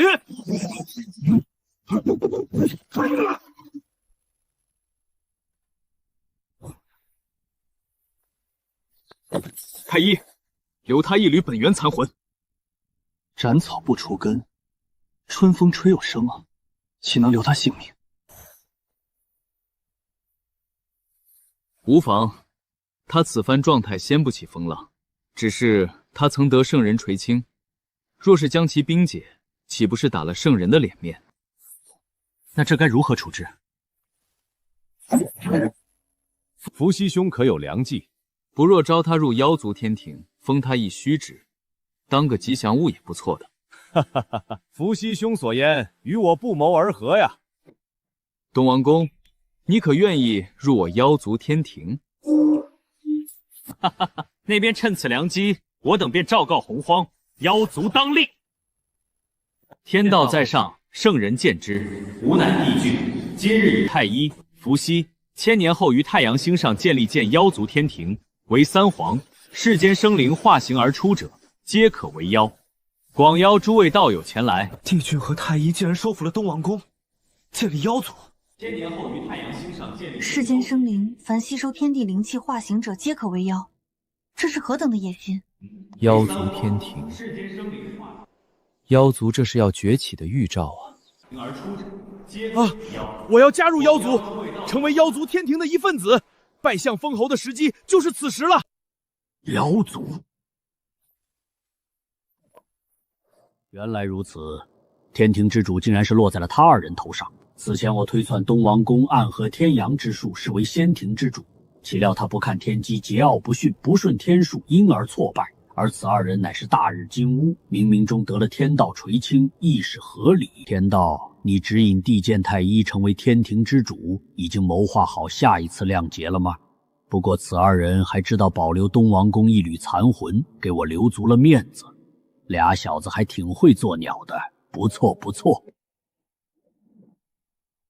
我现在已经领悟8成多造化法则，再进一步便是正道混元的存在。怎么无缘无故会有因果缠绕呢？1000年后于太阳星上建立建妖族。兄长啊，你可真能搞事！后土妹妹，妖族已立，老师断言妖阳之间将会有亮劫，你该好好筹备一番了。女娲姐姐，我想我已经找到了破解之法。老师，轮回之中，何时才能见到你的身影？早日正得混元，借着大道功名，老师就能听到我们的呼喊。我领悟轮回法则将近8成了，快赶上女娲姐姐了。竟然修为进这么快，这就看看我们师兄妹几人谁最快正道混元喽，那就要加油喽。我先去把兄长带回不周山，免得他在外丢人现眼。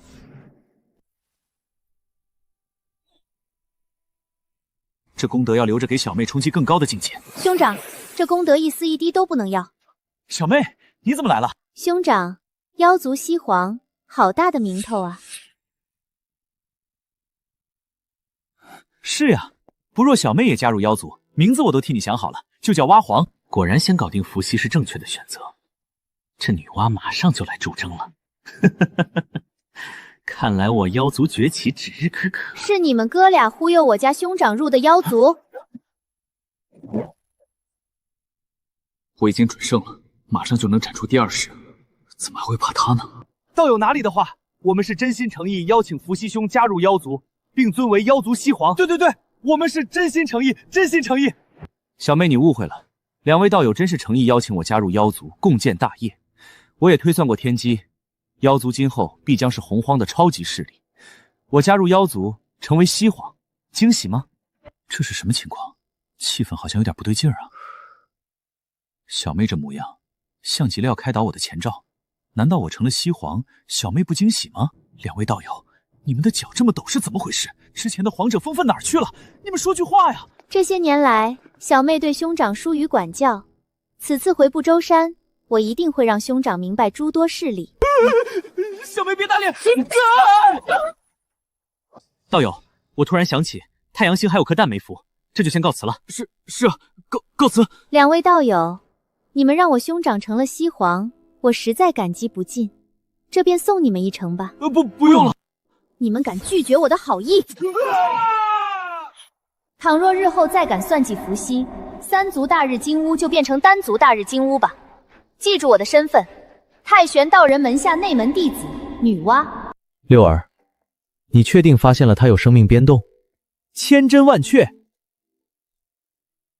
六儿，好好看着这枚蛋，让它孵化出来，可别让它跑了。到时候再烤了它。老师，你快看，这枚蛋它动了！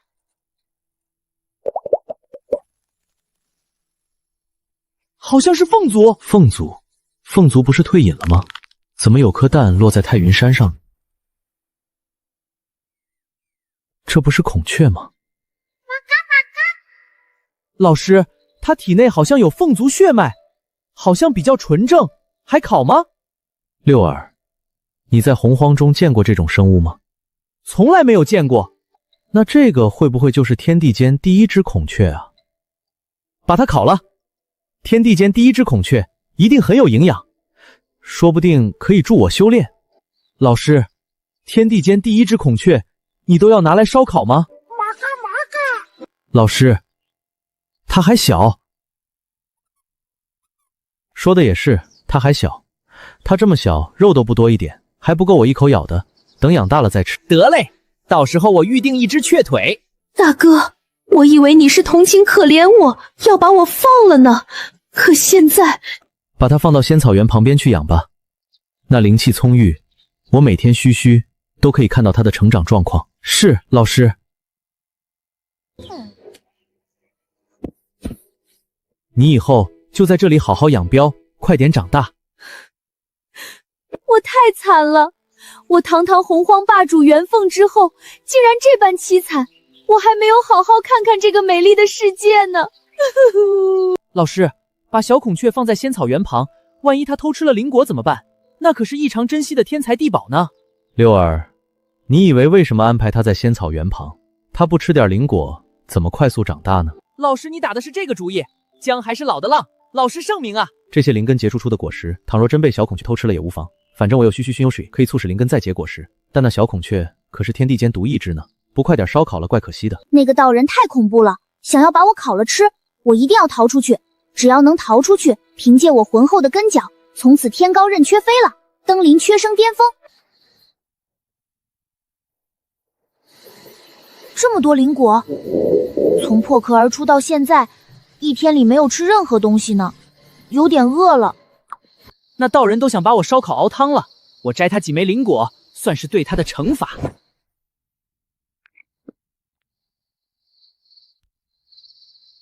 太美味了！日月星辰之力融于其中，好像是一颗小型的星辰一般。难道这是先天星辰果？那边那株灵根，难道是先天上品灵根五行果？哇，先天悟道茶、悟草，先天10大极品灵根黄钟李，差不多有上万株灵根在这里被集体种植。先天灵根不要钱的，遍地都是，随便一株放出去，都是诸多洪荒大鳄争破头的绝世珍品啊！玛卡，我要是能拥有这一片灵根仙草原，我的雀还不直接起飞，重现母亲元凤的辉煌不在话下。这山上只有那个道人和那只猴子，到底是什么存在？竟然能聚拢这么多的灵根仙草，先不管是什么人，先吃了灵果再说。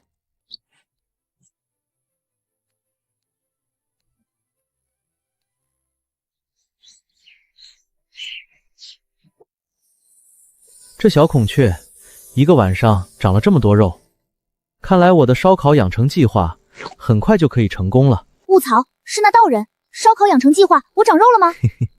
烧烤是鲜辣还是蜜汁呢？太可怕了，要吓死雀儿了！开局天地第一的第一只孔雀，具备绝世大能垂涎3尺，快要被烧烤了。可有破解之法？在线等，急！10万火急！心里慌的一批，现在肯定是逃不了了。那道人盯着我，口水都连成线了。老师，这孔雀一夜之间就长大这么多了呀！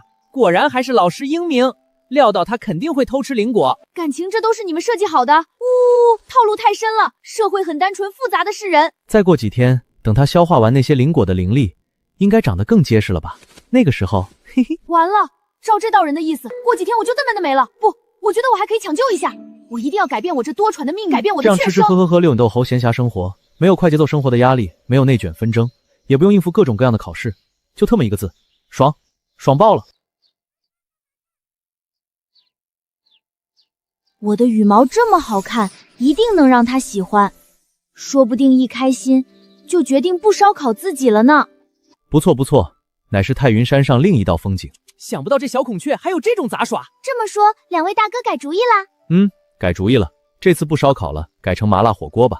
这就是今晚的晚餐了。麻辣火锅好啊，我马上去打2只野兔回来。我做了这么多表情，就让你们决定不再烧烤，而是搞起了麻辣火锅。成为我的晚餐，你做好了心理准备了吗？前辈，你要什么我都给你，千万别吃我好不好？这是我的涅槃之火，这是我的尾羽，应该能练成非常强大的兵器。我还能给你巡逻太岳山，可以给你抓很多野鸡回来打火锅，我还可以带几个凤族姐姐回来孝敬您老，要什么样的都有。我可以给你捶背跑茶，我什么都可以，千万别吃我给你磕头了。捶背跑茶，捶背跑茶，罢了，你就留在太云山吧。感谢老师不吃之恩，感谢老师收留我，我一定竭尽心力侍奉老师。老师，我还没有名字呢，恳请老师赐名。就叫孔轩吧。孔轩，孔轩，孔轩，以后我就叫孔轩了。感谢老师赐名。孔轩在日后的封神大劫中大放异彩，乃是那时当之无愧的圣人之下第一人，后被准提道人收服，封为西方佛门的孔雀大明王，又称佛母。如今却成了我的弟子。你先起来吧。入了我太云山，切不可胡乱下山沾染因果，卷入洪荒纷争之中，你可明白？明白明白。还有，我们算一笔账，昨晚你偷吃了72颗先天星辰果，156颗碧水桃，368颗青木杏，99颗五行果。从今以后，你就替代六耳猕猴，栽培仙草原的灵根，采摘灵果，酿成琼浆玉液。昨晚吃的太多了，现在开始要还债了。不管是六耳猕猴，还是这小孔轩，都在亮劫中有着举足轻重的地位，如今都聚集在我身边，而我始终不得修炼窍门。不对劲，实在不对劲，是不是我发展的方向不对？要不试试其他的修炼方式？孔轩，你变回小孔雀原形。啊，老师你不要改变主意啊！昨天说好不打火锅了的。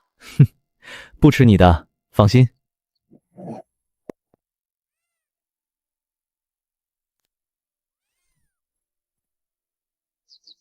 去给我琢磨一下如何弄出颜料，我要作画。现在我先尝试一下，能不能以画入道。毕竟我很小的时候就展示过了惊人的绘画天赋，曾获得过幼儿园第一单亲手的绝世荣誉。好家伙，幼儿园第一单亲手，竟也敢尝试以画入道。先画什么呢？先画那只猴子吧，就在眼前，还可以当我的画模。六儿，你在那边摆一个你认为最帅的姿势，我给你画张画像。老师要给我画画像，好啊！最帅的姿势，那肯定是我战天斗地的姿态，魔元降临。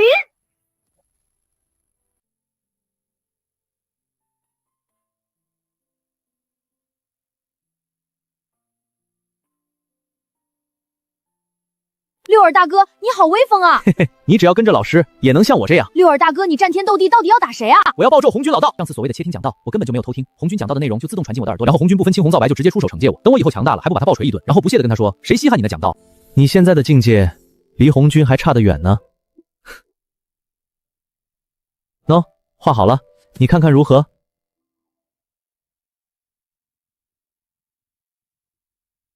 感谢老师赐画，哇，这就是我心中的魔元战天斗地。我目前的画技已经远超了幼儿园时的水平，就是小学生水平吧。此画我运用了写意白描之法，内含战意，你细细品味，定能受益良多。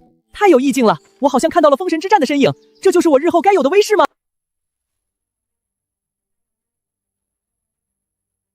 红云深施空间法则，无疑是杨梅老道的地传，是该找个机会把他给灭了。该让谁出手呢？女娲有大气运在身，她如果愿意回心转意的话，倒是可以考虑一下。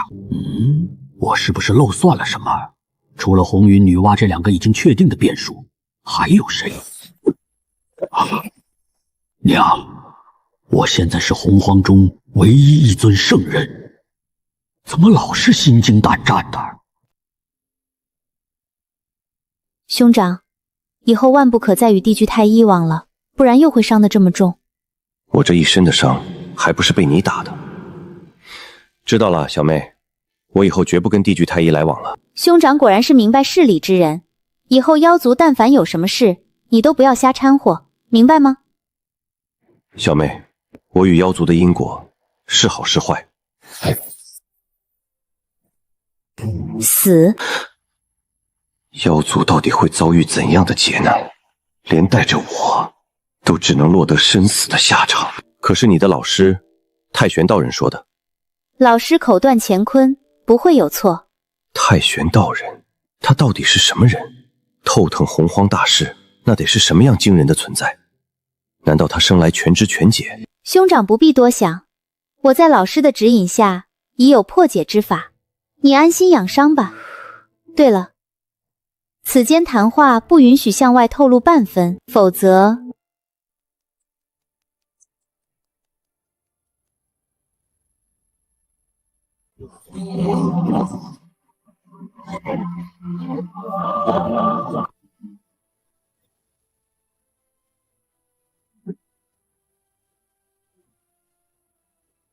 这般盛大的场面，当日仙庭建立时都远远不如，还是帝君与太医这2兄弟号召力强啊！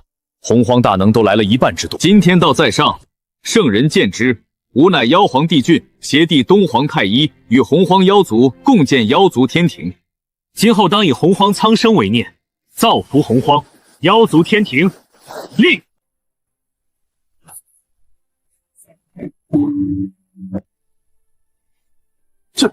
这怎么可能？这般浩瀚的气运，真后悔没有加入妖族天庭。我现在加入还来得及吗？妖族天庭建立，盛典足足持续了7天。妖师，朕与东皇思虑良久，妖族得天道垂青，日后当兴。然而打江山易，守江山难。妖族庞大，阵中更恐心有余而力不足。妖师可有良计下？妖皇陛下，陛下有没有想过，兴盛金乌一族以御万？兴盛金乌一族以御万族？妖师真不愧是天庭智者啊！对啊，想当年先天3族强横，不单单是因为族长镇压一世，更是因为先天3族的浑厚实力有无数强者。看来我金乌一族也应该扩大规模了呀。陛下，老臣有一计。他还能有什么妙计？妙计？东华帝君不妨说说看。陛下，您可知先天3族的祖龙、元凤、史麒麟3位的来历？此3位皆是天地初开时地风水火4大先天元素交融而生。不过，此事与兴盛金乌一族有何关系？两位陛下，地风水火4大元素交融便可生命。现在这4大先天元素已经演化阴阳5行之气，这是不是意味着阴阳交融亦可孕育生命？什么地风水火交合，又阴阳5行之气的？对啊，朕怎么没有想到阴阳交融孕育生命，真是妙计啊！没想到这货在这方面竟有如此深刻理解与造诣啊！不枉费朕当年留下你。陛下谬赞了。东王公如何阴阳交融？雄为阳，雌为阴。两位陛下本体乃是3族金乌，是太阳之体，只要寻奈阴之体，即可阴阳交融。两位陛下，臣知太阴星上有2位神女，乃是太阴星孕育的生灵。既是太阴之体，又天姿绝色，与陛下定是绝配。不周山，倘若陛下能够迎娶2位神女，那定然能够兴盛金乌一族。太阴太阳，这等血脉，定然是洪荒万族的顶尖，金乌一族兴盛有望了。不过，怎么感觉这个开局和东王宫有点像呢？东王宫建立仙庭之后就去求亲，结果被太玄道人的门人暴锤了一顿，仙庭从此一落千丈，再也没能崛起。两位爱卿，这2位太阴神女与那太玄道人没有什么关系吧？陛下放心，据臣所知，2位神女从不踏出太阴星半步。连圣人讲道，他们都待在太阴星中，怎么会和太玄道人有关系呢？和那女魔、女娲没有关系吧？据臣所知，女娲从未踏足太阴星，应该也是没有关系的。这下只要说服2位太阴神女即可，凭借着镇三族大日金乌充盈的阳刚之气，定然是可以迷得两位太医女神魂颠倒。日后金乌一族就鸟丁苍生了啊！两位爱卿速速为朕安排，朕即刻出发太阴星。倘若事成，将来妖族天挺君临洪荒，朕给你们记首功。是。兄长，太阴神女太医，我知道你最新修炼，一门心思扑在古道混沌中上。放心吧，两位太阴神女之事，兄长我一人即可。我不是太医，不必感谢我，兄弟之间何须言谢？可是，太医你大可放心，你有这份心就够了。为了金乌的兴盛，我不怕受累，我不怕受苦，我不怕受难，这就是我们之间的兄弟情，真挚的兄弟情，真挚的兄弟情。为了大义，兄弟牺牲自我，请问这种事情还有吗？请千万要让我来。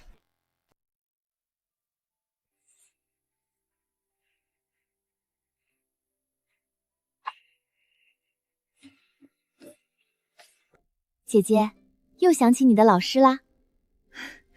是啊，我与老师不见已经2万年有余，不知道他没有侍奉在身边的日子是否习惯。姐姐，你的老师到底是个怎样的人？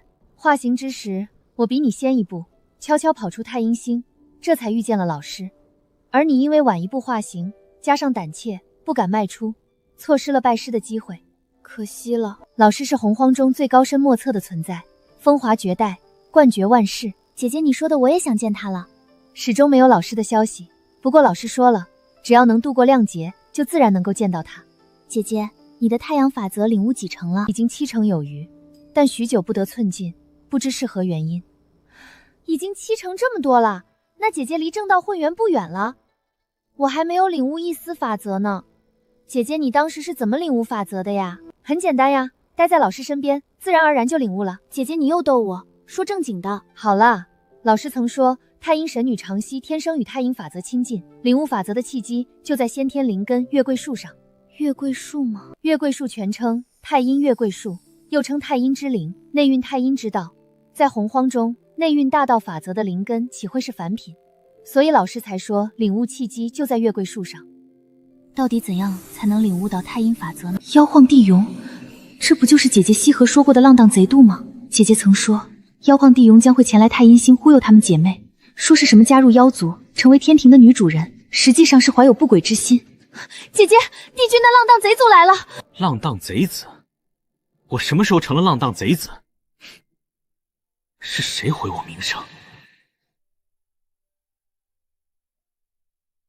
这声音的来源是太阴神女的话，好像他们对兄长弟我的印象不太好啊。那是不是说我的机会来了？太阴星人迹罕至，应该就是其中一位太阴神女的声音了。兄长，万一2位神女拒绝了你，请务必让我试一下，直接大动哥总归不好，毕竟日后都是一家人。兄长，你一心治理天庭，兴盛金乌一族的琐事，就由弟弟代劳了吧。弟弟苦点累点没有关系。太医啊，你太小看兄长的魅力了。现在太阴神女一定是对朕有什么误会，只有解除了误会，凭借朕的魅力，足以将2位神女迷倒。你就安心等朕娶媳妇回来给你当大嫂吧。2位仙子，朕乃是帝举，并非是浪荡贼子，还请仙子出来相见，解除误会。2位妖皇请回吧，太阴星是我的地盘，我不许外人进来。仙子，我此番前来，乃是诚意请2位仙子加入妖族。果然如同老师说的那样，这个浪荡贼子对我们姐妹俩怀有不轨之心，自己姐妹俩遭受牵连，我无意加入妖族，请马上离开。兄长你不行，让我来。2位仙子，我乃是妖族东皇太一，太阳星大日金炎孕育而出的大日金乌，怀先天至宝混沌中，可镇压当世，与2位仙子乃是绝。滚！你说什么？我姐姐都叫你们滚了，没听清楚还是不要脸？2位仙子，朕本欲先礼后兵，因为毕竟以后都是一家人。如果2位仙敬酒不吃罚酒，滚！2位仙子既然不从，就别怪我使用武力了，尝尝被焚烧的滋味吧。哦，这就是太阳真火吗？姐姐，这太阳真火乃是先天10大本源之火，务必小心。妹妹，你放心好了，这是以前我给老师烧水泡茶的火苗，不知道比你那太阳真火如何？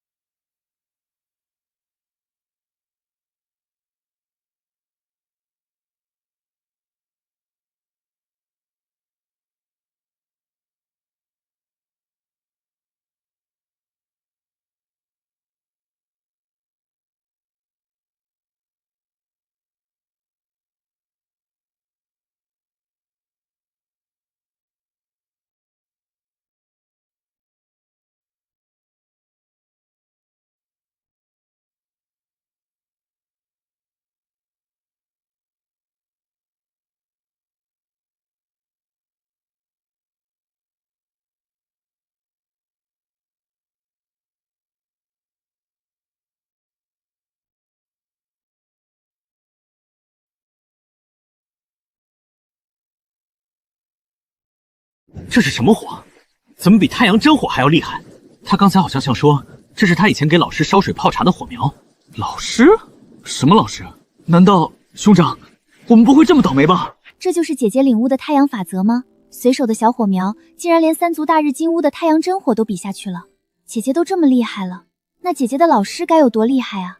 放心啦，以后再见老师的时候，一定带着你一起去。姐姐真好。仙子，你所说的老师是？姐姐的老师是谁都不管你的事，我的老师岂能告知于你？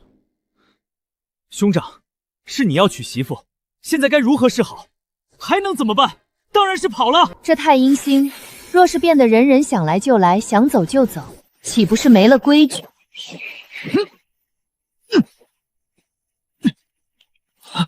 仙子，你的老师可是太玄道人。你问我的老师干嘛？真的是太玄道人，实锤了！完了，我是不是与太玄道人命里犯冲？太玄道人，咱们不会是要走东莞宫的老路吧？会不会是东莞宫算计我们？这什么阴阳交合、阴雨金乌之法，就是东莞宫提出的。东莞宫老贼，安敢害我？扫地阿姨，永远的神，给钱到位，全都干废。不愧是仙庭最后的倔强，不愧是仙庭最后的顶梁柱。太阴神女可能也是太玄道人弟子的信息，当然是从扫地阿姨八卦来。毕竟她的数十万弟子散布在洪荒各地，时不时会谈论起同门，太阴神女就在其中。仙子，误会啊，这都是误会啊！仙子，我以鸟格担保，这绝对是误会。呸！你担保个鸟！担保个鸟？确实是担保个鸟啊，但这话听着怎么好多层意思呢？两位妖皇，此次只是略施惩戒，若是再敢踏足太阴星，你知道是什么下场？老师，若不是遇到了你，我俩姐妹可能真的被那浪荡贼子骗了去，从此遭劫遇难。老师，你现在还在太云山上吗？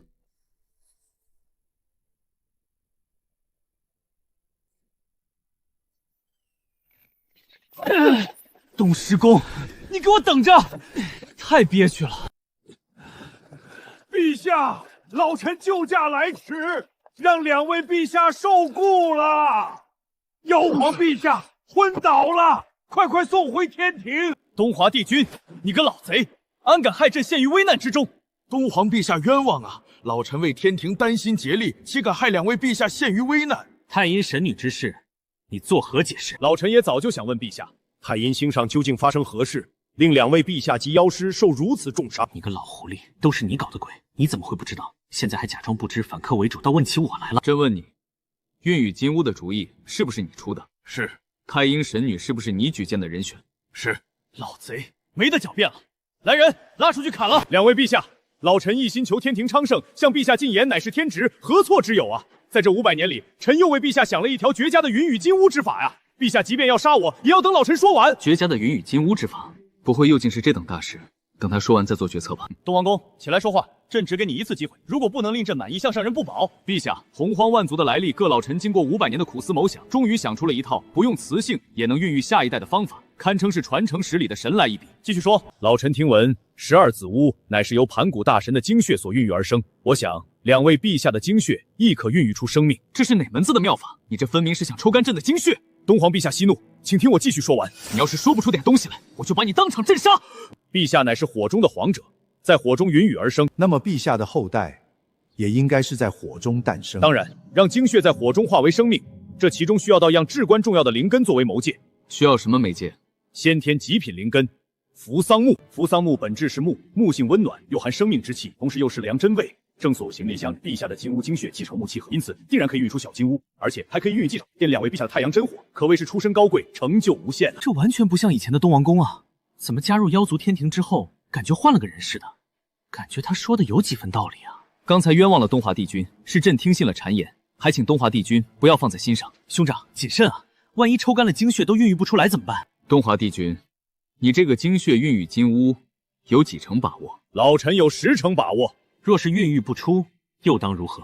臣以项上人头担保，如若不行，人头落地。东华帝君，最多500滴精血，朕要见到小金乌。老臣一定全力以赴。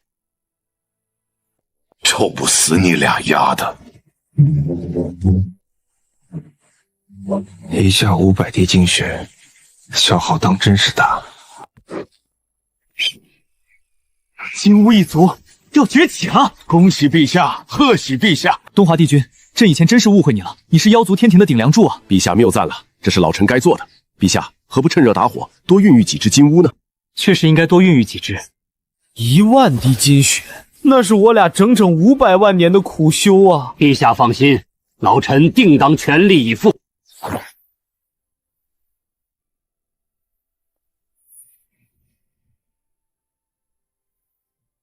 东王公，真乃妖族忠臣啊！妖族有你才是真的幸运啊！为妖族上刀山下火海，老臣也在所不辞。我族喜添10只小金乌，天庭理应设宴庆贺，理应如此。我这便去办。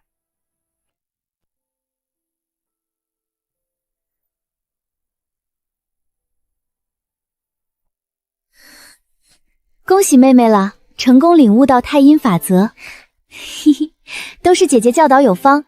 我现在能不能拜入姐姐老师的门下呀？你要拜入老师的门下呀，这得到老师点头才行啊。怎么才能见到姐姐的老师啊？女娲姐姐曾说，正道混元时呼唤老师的真名，老师就会听到，那时说不定就可以见到老师了。正道混元呀，姐姐你已经领悟7成多的太阳法则了，还差1成多就可以正道混元了。不在老师身边，领悟太阳法则的进度越发艰难。我已经数千年没有寸进了，不知道何时正道。放心啦，以姐姐的天资，一定能够正道混元的，只是等一个契机罢了。到底什么才是我的契机呢？姐姐，我知道你的契机是什么了。什么契机？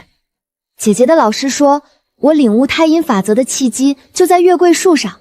那么姐姐的契机就是扶桑木。扶桑木，先天10大灵根，为太阳之灵，蕴含着浓郁的太阳法则。若是领悟太阳法则时，有扶桑木在旁，定然是事半功倍。只是这扶桑木只能扎根在太阳星，移植别处恐怕会枯萎。那太阳星又是帝俊和太一的所在。姐姐，你忘了上次帝俊太一2个登徒干子还想对我们用强，要不是姐姐实力强横，我们就遭了他们毒手了。说的也是，他们不仁在先，休怪我们不义。我便征用太阳星和扶桑木，正道混元之后再还给他们，这才是我的好姐姐。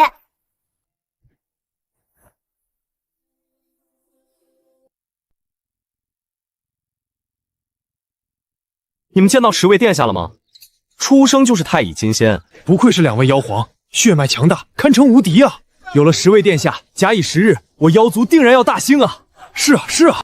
金乌一族的昌盛，可都寄托在你们身上了。妖皇爹爹、东皇爹爹，放心吧，我们一定会勤奋修炼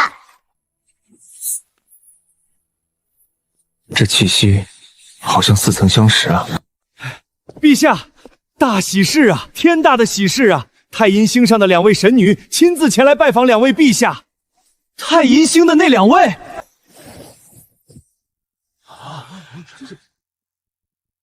尔等前来，所谓何事？那就是太阴神女吗？好漂亮啊！难怪2位爹爹都想占有她们。陛下，10位殿下要冲出来，老臣拦不住啊！逆子，还不快速速回去！妖皇爹爹，我们懂的。你还说强大了之后再强行把他们掳回来当小妾？还以为金乌的昌盛就寄托在你们手上，没想到金乌一族马上就要毁在你们的嘴里了。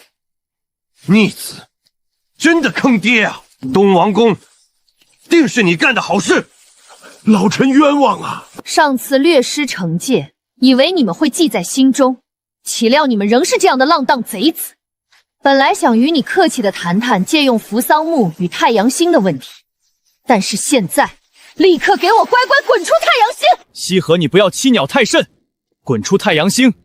还想占据我的扶香木，我妖族天庭的脸面放哪儿搁？圣人钦定洪荒群县之首在此，岂会容许2位神女在此放肆，扰乱我天庭秩序？来战啊！我妖族能人辈出，何惧你2个弱女子？姐姐，我看也别跟他们废话了，他们敢背地里这么冤排我们，还想将我们掳走当小妾，其心可诛。尔等滚出太阳星！众将士们，敌人已经打到家门前了，拿起武器，守卫我们的太阳星！杀！白虎将军，快带10个逆子走。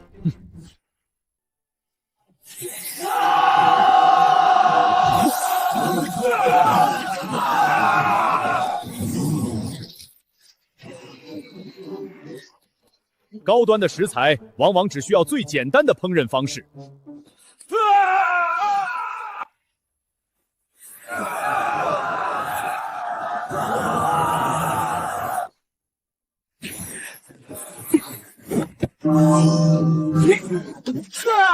搞定！我特么太难了。姐姐，剩余的妖族都被我溜出去了，那便走吧。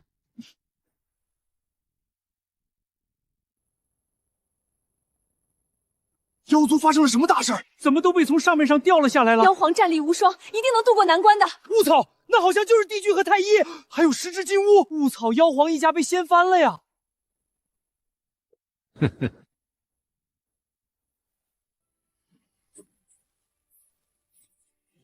姐姐，我说的没错吧？这就是你的契机。就你最机灵了。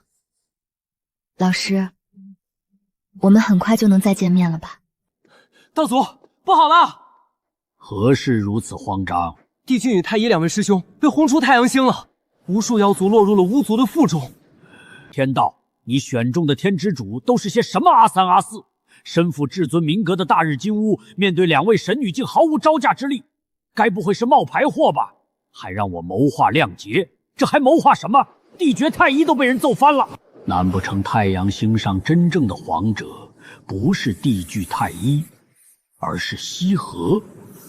只是这神女羲和终日待在太阴星上，怎么会有如此浓郁的太阳之气呢？奇怪，就很奇怪。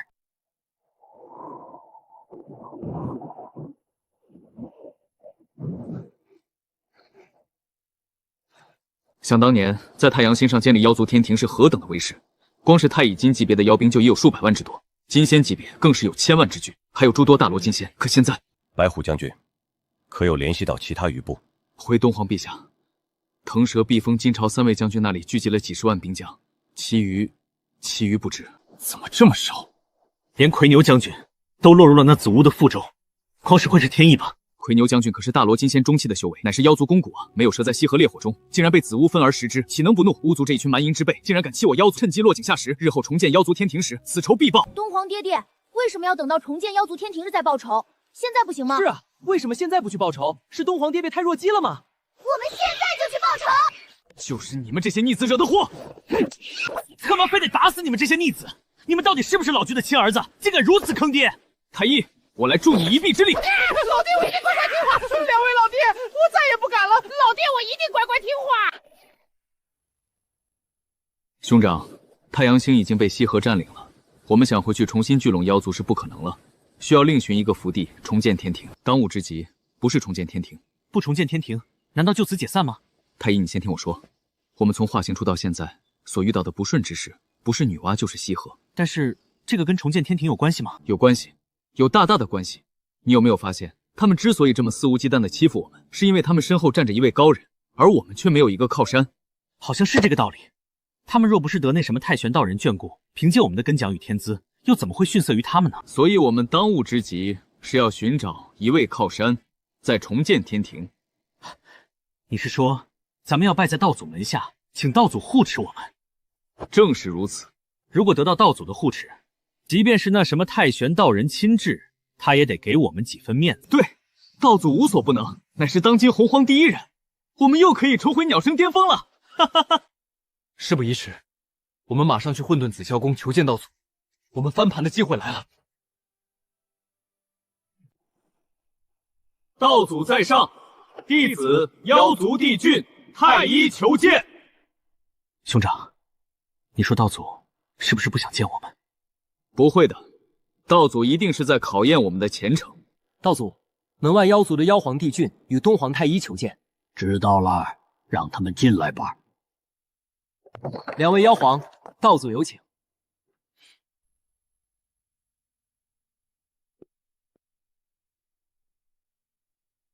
弟子妖族帝俊见过道祖。弟子妖族太一见过道祖。你们所来，所为何事？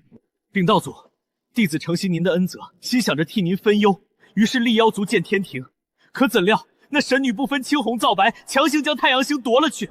道祖掌控洪荒，我等忠于道祖，立誓要为道祖分忧。一代皇者，当雄图伟略，指点江山。可这俩妖皇一点都不沾边，这脸皮恐怕能够和西方二世一较高下了。集合占据太阳星一事，乃是你们之间的因果，我不便插手。道祖若是不为我兄弟俩做主，洪荒也再无我们的容身之地了。上来就哭，这都是跟谁学的？得了得了，收起那虚假的泪水，别恶心我了。你们的来意我已清楚，你们且在33重天上重建天庭吧。拜谢道祖。另外，你们半生至宝各含有一道杀阵，你们好生领悟，可作为护卫天庭的大阵。恳请道祖指点。混沌中内可参详诸天星辰运转规律，悟得周天星斗大阵。河图洛书中可仿照洪荒山河川脉举世，布下混元河洛大阵。若能领悟，可保妖族昌盛。多谢道祖指点。好了，你们退下吧。是，道祖。待我们重建天庭，领悟2大绝世阵法，女娲溪和还有巫族，你们就等着我君临洪荒吧。有了道祖为我们撑腰，必将能够重铸我妖族的荣光。太玄道人来了也没用。封山大阵屏蔽天机，隔绝因果，丝毫不用担心被卷入洪荒纷争。鲜果鲜酿管够，还能栽花种草，写字作画，遛猴斗雀，时不时打个野兽回来弄个麻辣火锅，岂不美哉？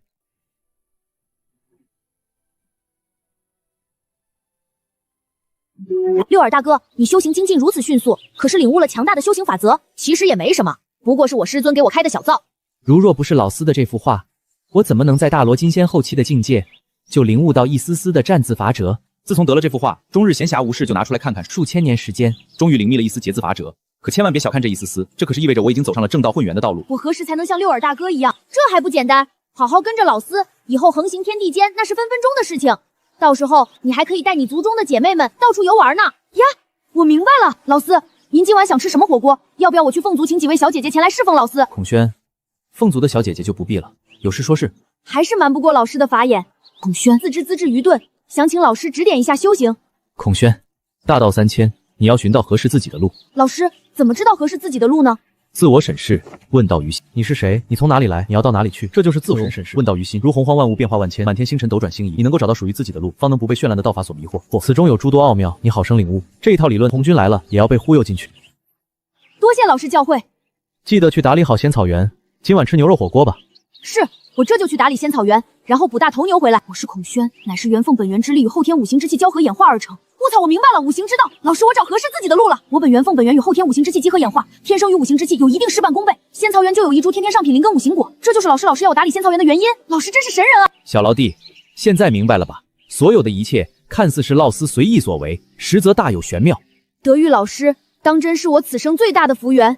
有时候我都怀疑老师让众多师兄师姐下山历练，是在下一盘大棋。这棋有多大？极为宏大。下什么大棋？